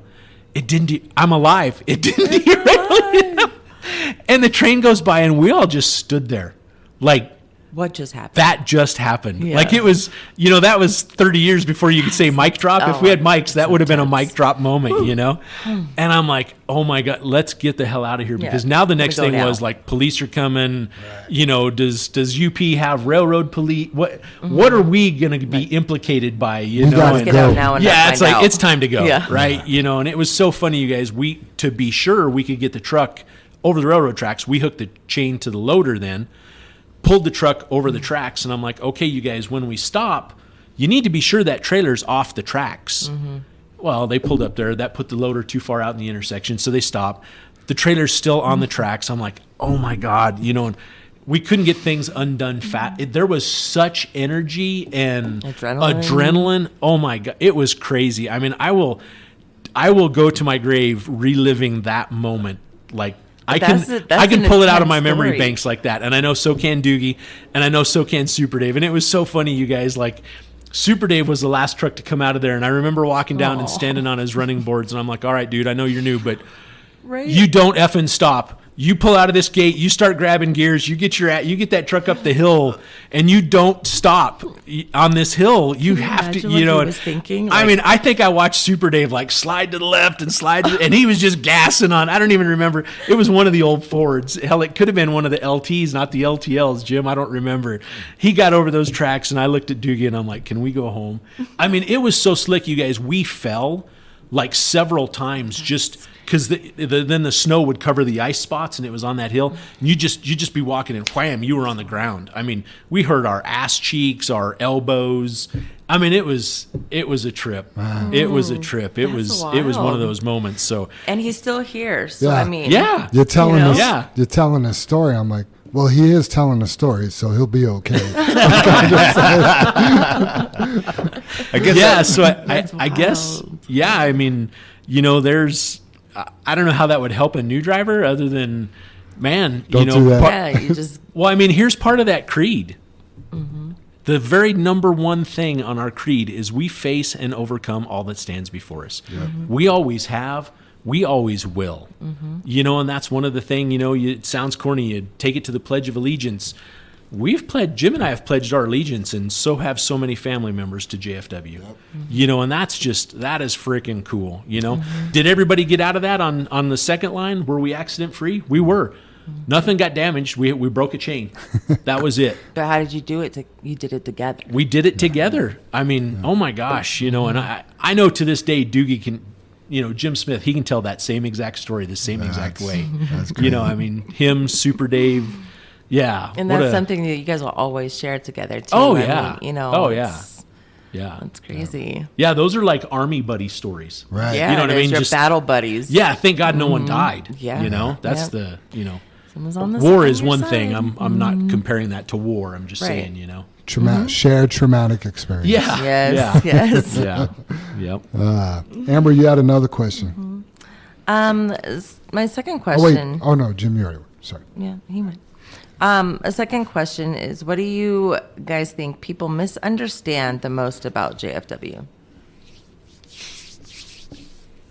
I would have to say now it probably is the culture, because I guess doing some of the interviews of the new people is, I'm shocked. Well, actually, same as you, Amber, bringing your experience from AdCom. I guess maybe I pat myself and you guys all on the back a little bit that I think we've created something different. No, you absolutely have. And that seems a little weird because why isn't everybody kind of that way? But we had Dad on and he talked about it, and we've talked about different prejudice and stuff like that as a leadership team, and we were never exposed to that, so sometimes we don't see those things either. I don't want to put words in your mouth, Jim. I'm ignorant to racism because it doesn't exist in my world. Yeah. I'm ignorant to it. I don't. When- It doesn't bother me what you are or what color you are, what You're a person. Yeah. race. That's what Yeah, are. you know You're what I a mean. person. Yeah, because Dennis brought that to the forefront. He talked about Yeah. the red road and how he was treated, and I never knew that about Dennis. But here's our dad just giving him a job and Right. and never seen that, and we weren't. So I guess I don't know. I don't know if that's misunderstood. I don't know if I'm answering your question, No, but that's that's- something that I wish they understood, because we have received comments, haven't we, you guys, over the last few years doing this of, wow, where did you get that? That seems way misunderstood. And I've talked about it in the past, and we talked about it this morning a lot of times, and I was the same way because you don't have that companionship. But when you're in that truck and you have a little problem, because you're by yourself, you don't get to talk to somebody about it, and it could be with your wife, could be with your kids, could be with your job, but it grows inside that cab. It just gets bigger and bigger inside that cab, and we've tried to reach out to people that, we're driver support. We've said that multiple times. Jam's here for a conversation. Joanne is here for a conversation. Call us and talk to us, and I guess that's, if you don't understand that, not that that's misunderstood, but if you don't understand that, we're here for you. I mean, to phrase that a little better is, if you need somebody to talk to, just to call and complain is okay too, but let's make it constructive. I don't want to open ourselves up for just a something that isn't constructive. I don't know how else to say that, but we're here for everybody. So I guess if that's something, I hope somebody would understand that about us. And we're truly, whether it sounds corny or not, and we say it a lot, we're trying to be better. And better can be anything. Yeah. And I think I know exactly where you're coming from with that, because I think with people who've been either scarred from another company that they've worked at where they weren't valued well, and then they come to a company where it's about culture and they actually care about you, you don't know whether to trust it yet, Oh, right? absolutely. And so people there's that misunderstanding, like, oh, now I really see, like, I can trust them. They do care about me. We call it And so beaten is that- puppy syndrome. The what is it? Beaten puppy syndrome. They've just been beat and beat and beat and disappointed and used and abused, and then they get here and they're like, Yeah. they got their guard up. Yeah. Yeah. Which You have to retrain yourself that it's okay. which carries from anything, a bad relationship, a bad marriage, or a bad childhood. And, sometimes those bad situations prove you to be a different person, which is all really good, because you're like, I'm never going to be that way, and this is better. And then sometimes you can't, it's so traumatic you can't get out of your own way sometimes, and you carry that with you to a detriment, which is tough. But I guess that's like, again, if that's that was perfect. understanding, that's what I'd want somebody to know. No. Yeah, I think I got two answers to this. I think internally, some of the misunderstanding is maybe that we don't care about you as the individual. I mean, I think most people do feel that we do, but some people feel missed or not noticed or not heard or not seen. I'll tell you, we see you. I always like to tell the story, when I was a driver here back in 14 or 15, I just kind of work every day and do my job. You know what I mean? And I didn't think I was a rock star, but I was here on time. I was out the gate. I was safe. And I remember one day, Brother Dave came up to me. He's like, hey, we got this new run coming up. We're going to start hauling powder out of Craig, Colorado. We're getting these 2 brand new, pneumatic trailers, and you've been doing a good job. Are you interested in doing that run? And I was like, this guy knows what kind of job I've been doing? Like, I'm surprised he even knew who I was. You know what I mean? Like, wow, like I was happy you knew my name, but you think I'm doing a good job? Like, you're one of the owners of the Right, company. what Like, is that? yeah, he's one of the owners of the company.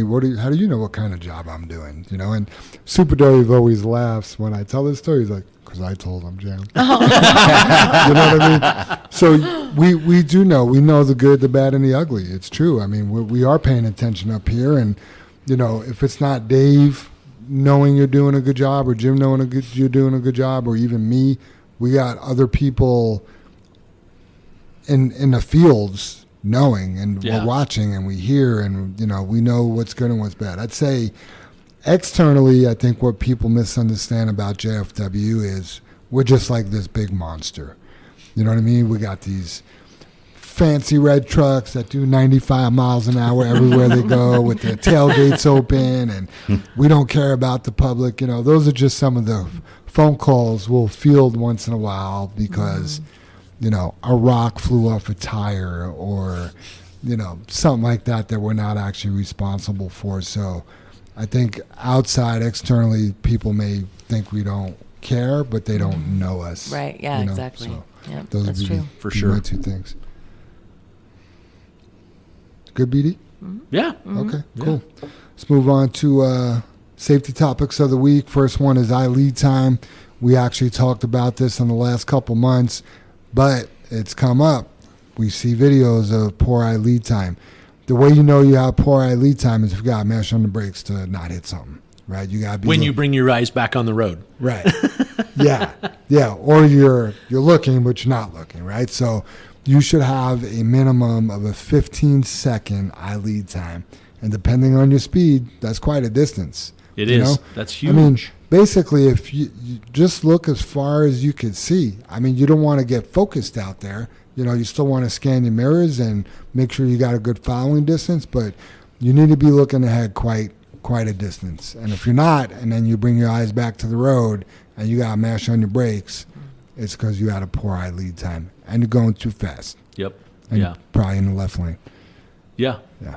Yeah, you're spot on, Jam. I mean, how many times will it take, or has it taken, or has it happened that you catch yourself? You're so focused on what's going on ahead, and then you see something on the side of the road, and you look over, and you're like, oh, what is that? And then all of a sudden you look back, and you're like, oh my God, you know, and you just it was seconds, right? Yep. It was truly just seconds, but being the professional, you have to have that awareness that I can't do that. I can't afford that luxury, you know. Right. And there's the other side of that where, you know, you're trying to change lanes and it's wall-to-wall traffic. You know, maybe you're all just running 30 miles an hour and it is literally bumper to bumper. You may not have time to keep glancing to the right because you're so focused on getting over to the left, but you are watching ahead of you, you're watching behind you, you're watching next to you. You know, you have those three. You're constantly scanning and moving. You're so focused on that, and that's, you know, you can't look to the right, right? I mean, I'm just kind of throwing this analogy out there.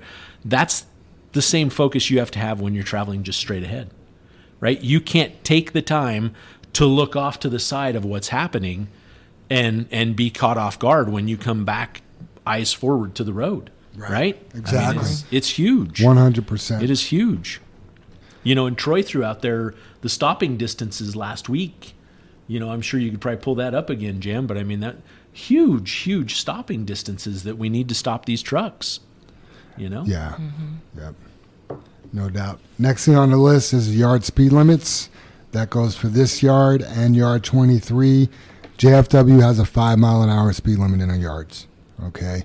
If you're doing more than that, you're putting your coworkers at risk. Yep. Okay. We had a guy come flying out of the yard yesterday. I think Super Dave came out of his seat and got on the radio and let him know to slow down. And then Pat also brought up over at yard 23. We're experiencing the same thing over there. You're in the yard, guys. You just idle speed, 5 mile an hour max. We probably need to do that experiment again. Yeah, that'd be super easy down at yard 23 with the road. Just slide everybody You know? up on that What's road. the experiment? Did I miss out on this? Oh, Yeah. no, we can't tell you now. We got to line Oh, you up. man. We put you right in the line of fire. Well, I'm a safe driver. It's basically a game of chicken. A game of chicken. Yeah, This does so- not sound safe. It's It's safe. totally safe. What we do, Amber, is we line up everybody in a single single file, like facing this way, and we have a truck come by doing 5 miles an hour, and everybody just stands there. Then we have a truck come by doing 10 miles an hour, and everybody moves out of the way. It's a huge difference. It is a huge difference. Yeah. It's amazing. Yeah. Yeah, and I wanted to mention, I don't want to take anything away from safety, you guys, on the 5 mile an hour speed limit. But when I seen that, I was trying to think, how do you reach the guys that just can't seem to slow down, or they're hard charging, or it's, I say they're missing their speed gene, in their DNA. But I call it a cognitive skill. well, it's a cultural thing for us too. Yeah. Right. And no matter how you feel about it, no matter how you think it's, still safety, but it's a cultural thing, because I know, or we know, it makes us better. It makes us look better. It makes us safer. It makes us, everything about it, going 5 miles an hour up and down those roads is better. And here we're the new neighbor at 23, and what's the first thing? Oh, the trucks that haul ass up and down this road? Why start that? Why do that? Why smoke that cigarette and flick it out the window? Right. And that, I guess it's such a cultural thing for me. Yeah. We want everybody to see what TJ sees. Yeah. Yeah. Yeah. Yeah. Or what 90% of the people we talk to, or our families, our friends, people we meet, see, Jam. Yep. Yeah, they do. I agree. It was kind of funny, Jam. You kind of touched on it, that we have so many eyes out there, and you can kind of take that a couple different ways. If I were a driver, like, oh, that's kind of threatening, you know what I mean? Or meaning like someone from our own company out there watching, right? You got to keep in mind, Jim's done this for 40 years. I've done it for 35. You don't think we have friendships out on the road? Right. You don't think we have salesmen we know? You don't think we have, parts suppliers that we know? I mean, these are personal relationships we have built on for decades. When they see something wrong, I mean, if they have time to take a photo of it and send it to us. Right. We just had a friend reach out. What's it been, Jam, on that flat tire 3 weeks ago or something like that? This is an owner-operator. Well, I'll mention his name. It's not going to hurt anything. Sammy Gavito. I think you were off that day, Jim, or maybe you were here. Yeah, I remember Sammy. Yeah, because we were trying to look for the truck. Yeah, he calls and he's like, hey, truck number such and such, he's got a flat tire. The tire's going to come off the truck. It's flopping loose. And we're like, I just immediately replied, thanks, Sammy, I'm on it, and I called Jam's there, and I'm like, hey, get in touch with, Sammy gave us the truck number, the tire position, everything, right? I mean, like, oh my God, you can't screw this up. And this is a guy who owns all his own trucks. He's as equally, in this vested in his company. Yeah. I guess I wanted to say some level of experience, right? He's got our experience. He has our experience level, right? Yeah. So when he calls and has information, I don't question it. I'm not going to question it. He's right. He knows the tire position. He got the truck number, and he's calling me for a reason, and it's safety, right? He's concerned. So Jam calls looks up the guy. The guy is there where Sammy said he was, and he's like, yeah, I checked. It's not. My tires are good. Yeah, gets back on the road. Yeah, and he's back on the road, and Sam's like, hey, did you get that guy? And I'm like, well, I don't think it was him. And he's like, Dave, it was him. I'm like, are you sure on the truck number? He sends me a picture. I'm like, shit. All right, we got the tire position. We got the truck. I'm like, Jam, you got to call this guy. Like, this is bad, And sure enough, Jam calls him, and I don't remember the scenario, Jam. Maybe you can fill in the rest of the pieces. Yeah, talked to him. We made him check again and take his hammer and hit the tires. Oh yeah, that tire is flat. Yeah, it's like, come on, man. Yeah. Be better. Yeah, back to a cultural thing. Yeah. You're representing everybody out there. Don't be driving around with a flat tire. I mean, I know if you guys called me on the radio and be like, hey, somebody just called, you got a, flat rear inside drive tire, I'd be like, oh, shit. I'd be like wheeling over to the side like, oh, man, this. It's funny you talk about the culture, Jim. So go to Costco the other day, and I'm driving the Ram, so I wasn't really worried about door dings because the parking spaces are so big there. They are nice at Costco. Yeah. They're kind of like the carts. They're supersized. But it was so busy, I just wanted to park away from everybody. Yeah. So I park way in the corner. There's nothing there. Like, just everybody leave me alone. Going to Costco, it's like Grand Central Station in there. I'm just like, this is Man, I can't This wait is for Costco. Can't wait for my wife to feel better. Right? So I get my groceries and I push the cart out to the Ram, and then I start looking around. I'm like, son of a, there's no cart. I'm so far away. There's no place to put the damn cart. So I'm like, okay. So who are you? Do you work at JFW or not? what are you gonna do? And I'm like, do. All the way back to the closest cart place. Right. But I was like, man, integrity sucks sometimes. I thought you were going to say, I don't know, it seems to happen to me a lot, Jam, is you park clear away from everybody and you're all out there by yourself, but you go back out and somebody's parked next to you. Especially in a Jeep. Yeah, and it's just It's a like Jeep thing. Yeah, you it's just like why and usually where I park, there's lots of parking places. I don't care if you want to park out here with me because you're trying to be safe, but not next to me. There's 30 spots. Move over 3. Right, exactly. Next to me, and I'm like, okay, do they feel safe next to me because I'm parked out here and they know I won't ding their door? Right. But I'm like, I don't know anything about you. Are you going to ding my door? You know? So yeah, I get a kick out of that. I had to laugh, you guys, just last week on Saturday afternoon or something. We wound up, Sam and I ran to Chick-fil-A, and we cruise in there, right? And in the parking lot that Chick-fil-A shares with is like Petco, Sierra Trading Post, and I don't know, another like Burlington Coat Factory. I don't know, one of those. And that parking lot is just always packed. It is always packed, right? And I'll describe it as Chick-fil-A is at the bottom of the parking lot, and those other restaurants or those other stores are kind of at the top. And it's not much of a hill, but it's if you like let go of a cart, it's going to freewheel right down the parking lot, right? Yeah. Well, Sam smacks my arm and points at this lady. She's got a kid she's carrying in one arm. She's emptied her cart, and she's got like a 3-year-old or something, maybe at best, 2-year-old, right? She's on one side of the row, and the rows go up and down, right? They're not sideways, so if you were to let go of a cart, it's going to travel all the way down a row past 50 cars, right? But the cart retrieval place is in the center of the row on the other side of her. And she just gives this cart a push, you guys. But she had a turn on it.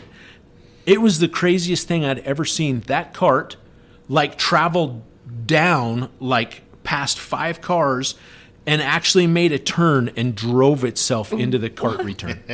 It was like it was being led with an invisible rope. It was the craziest thing I had ever seen. Sam hit, and we just looked at each other when it like landed safely. Like a magnetic yeah, force. because I just expected it to go. Oh, it's just going to straighten out, and it is it's going to coming. trash whatever it hits. You know, I'm not talking a ding, a bump. It was full on moving. Apparently, she's done this before. She's familiar. She's a professional She knows how it cart player. works. Yeah, yeah. I'd never seen that before. You can't make that stuff up. You can't make No, that you shit up. can't. Yeah. Yep. Hey, Pat also wanted to talk about fueling at yard 23, not to manipulate the fuel handles. Guess there was a tiny little bit of a fuel spill the other day. If you got to get def your truck first and get your fuel. Stay at the pump handle, make sure it doesn't spill. Okay? And then the last thing I got on the safety topics is on your trailer, your tailgate and your airbags are kind of connected to they're not connected to the hip bone, but they are connected to the knob that you pull. When you pull that knob, it dumps your trailer airbags and it opens the tailgate. When you get back to the yard, if your tailgate's open, that's pretty indicative that your airbags are also down. That's something you should have noticed on your way back, and it's bad for a few reasons. Number one is if you didn't sweep out yet, you could be dumping rocks on the road and breaking windshields, ruining paint jobs. We've had to pay for both of those things previously, so very important. You got a closed tailgate, and then running with your airbags down is just not good for the suspension, and it makes everything ride like shit. You should be able to feel that. So not a good look pulling in the yard with your tailgate open and your airbags down. Yeah, You're not we doing, kind of know the brain bone didn't make it to the feet bone. Yeah, You you're go to the back of the tailgate. you're not. And how many brain bones were missed in the ride? Right. All of that, Jim. I mean, all of that. There were so many telltale signs that something is wrong. Did you sweep your tailgate off? Right. Because if you did, why is your how? And it's funny, but how am I going to walk outside just to see who's at the fuel aisle and pick that up right away when you've been driving that truck and you just dumped that load and you should have swept your tailgate off? Right. You know. Yeah. But But there, blame it on culture again. yeah. Our culture is to have a clean tailgate, have nothing on the tailgate, have air ride vehicles, all that kind of stuff. Yep. So No doubt. Questions from the audience. Jack Oquendo Mejia had a couple questions. Number one, when are we going to do the backup challenge again? The answer is never. You should be challenging. You should be challenging yourself every day. Oh, funny. Jack probably thinks he's pretty good at backing now because he's in 002 spot. So he's been practicing a little bit. Yeah. yeah. I might challenge him. I might make him a side bet for $20. No pull-ups in that spot. We'll see. There's your challenge. We could do something at 23, like pull over there and see if you can back on the scale and get it squared up on the scale. So you're a wearing yourself or something. little bit more Yeah, a challenging. little bit of something. Yeah. I like that. Plus, we got the truck rodeo coming up this year. I haven't heard anything about that committee meeting lately. The truck rodeo committee. Yeah, I know. With Dustin being off with his foot out of commission, I know it's been slowed up a little bit. Him and Casey are pretty hot and heavy on that, and they got a whole lot of other things in the works with that. So, Gotcha. We got pretty big talk of that coming to fruition. So Yep. I hope we're there and can make that happen. No doubt. And then this is actually a really good question. So we've been pumping the salt out. We've been delivering a lot of salt all over the state. So Jack's pretty forward thinking. He's like, well, isn't that our winter work? What are we going to do in the winter if we're delivering salt now? So do you guys want to address that? Yeah, I mean, that's what we've gotten. What it looks like is a lot of leads on a new customer, I guess, because we have been delivering everywhere between the blue salt, the white salt, the pink salt, whatever different colors. Salt. Salt out of all the different locations. We hauled it out of Kansas. We hauled it out of that. And I know the states, they struggled to get salt last year, so I think they've opened up taking salt from different people, which helps them. But anyway, what we haven't seen before, because we hadn't been part of it, is all the states do maybe a summer fill because they get a discount on the salt. That's that's the keynote right there to explain right now why we filled everything. Right. Is all the salt companies, guess what? They don't work all summer.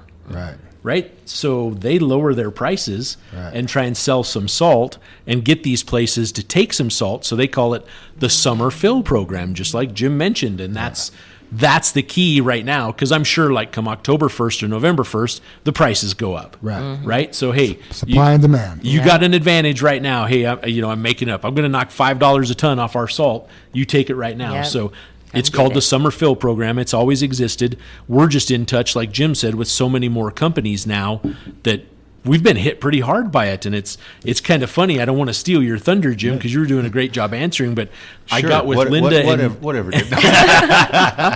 I just got with Dale and Linda before we came up here, and I just grabbed a little notepad, and then I had to move it to a card, and then my card got full, and I started filling the backside of the card. So just some of the places we've delivered just in the summer fill program is Lyons, Lyman, Drake, Arvada, Greenwood Village, Siebert, E470, and keep in mind some of these have multiple locations. E470 has 3 or 4 locations, right? Hudson, Kittredge, Manitou Springs, Berthoud Falls, Berthoud Pass, City of Arvada, Colorado Springs, Adams County, Larkspur, Greenwood Village, Eisenhower Tunnel, City of Denver, Frisco, Wheat Ridge, Aurora, Loveland Pass, Douglas County. I don't even know where Antonito is. I'm from Colorado. I'll have to look that up. I seen that one too the other day. Then there was another. When you look that up, look up. I can't even read my own writing. Via Grove. Via Grove? Yeah, I don't know where that's at either. Must be near Antonito. Marty, I bet Marty knows where those two places are.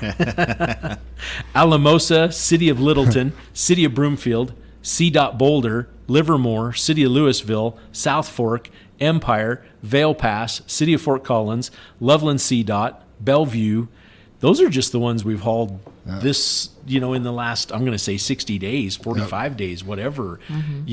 So everyone knows it. We've been working feverishly. We just finished our end of the pad for salt works to bring in 7,000 tons of salt at yard 23 like we used to have at the west yard. So the pavers are hopefully delivering material in there today. Nice. They're going to put in a 50 by 300 pad that we just formed in place, and we'll have 7,000 tons of salt. They'll start delivering 1,400 tons a week, and we'll fill that sucker up with 7,000 tons of salt. So, yeah, I mean, great question, but Yep. there is that window there, Jack, that they have to use some. Yeah, You know what I mean? yeah. So If they're it do- all full yeah. right now. Yeah. Right? If it doesn't snow, we're pretty okay because there's no snow, right? We Yeah, continue we're working, working. right? Yeah. But if it snows, look what we got. Right. I Right? mean, we've got our finger in Yep. all those locations, Yeah. Dave. Great list, and with all the companies. So. Yeah. Plus, we welcome the work right now anyway. Right? Absolutely. We're gonna if we can deliver something today and get some work today, we're gonna get it. Yeah, you know, and because it just preps us for when Yeah. we really need to get it there. absolutely Right? 100%. Yeah. Let's see. Sandman, Dwayne the Sandman San asked, now that there's more room at yard 23, can we move the truck and trailers from spot 75 to 80? I guess, are they in the way over there? Yeah, there's a lot to be done yet. I mean, we Right. cleaned up all that. We got the fuel tank in, just like you're asking. There's still that spot up in the other side of the shop where those first numbers are parking. We need to move some of the used ones, or not used ones. The spare trailers, Jan. We need to move those. Right. Put some fill in there so it's easier to get in. And then we have 10 trucks from here. This yard that we're going to move over there. Right. I think.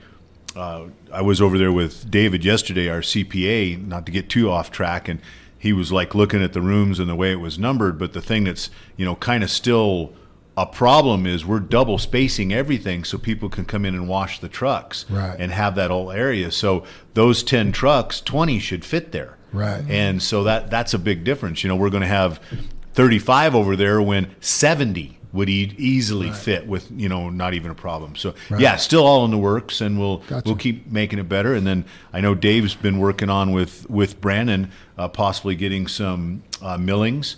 So a lot of the areas that might be low or look like they need to be filled, we've left them alone right now because we'll put millings there. Nice. So we'll have basically an asphalt parking lot. Sure. Yeah. So yeah, Awesome.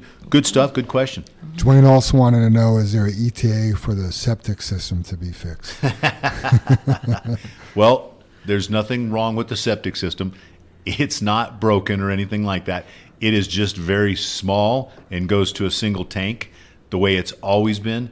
There's no reason to spend the money and repair it when we'll be hooked to city sewer at Yeah, it some goes point. away. It goes away. So Right. that whole thing. So yeah, so that that's the reason for the extra Sanilet over there. And it's cleaned once a week. We checked into the company. In fact, Amber helped me with. Amber did all of that, set it up, the reputation of the company, the cleanliness of it. It's just something that we kind of have to deal with for right now, and what we're working through. So yeah, So number ones only. yeah, hold it. Yeah. Yeah, number ones are for the Sanilet. And number twos. Yeah. Yeah. Yeah, but take care of the Sanilet. You know what I Sure. mean? And that's just when we go over there. That's what I have to use. Right. So yeah. No doubt. Yep. Hi, guys. Final thoughts? Amber, you got some final thoughts? Anything you want to leave us with today? Yeah, I just want to thank you guys for allowing me to be a guest here on the podcast.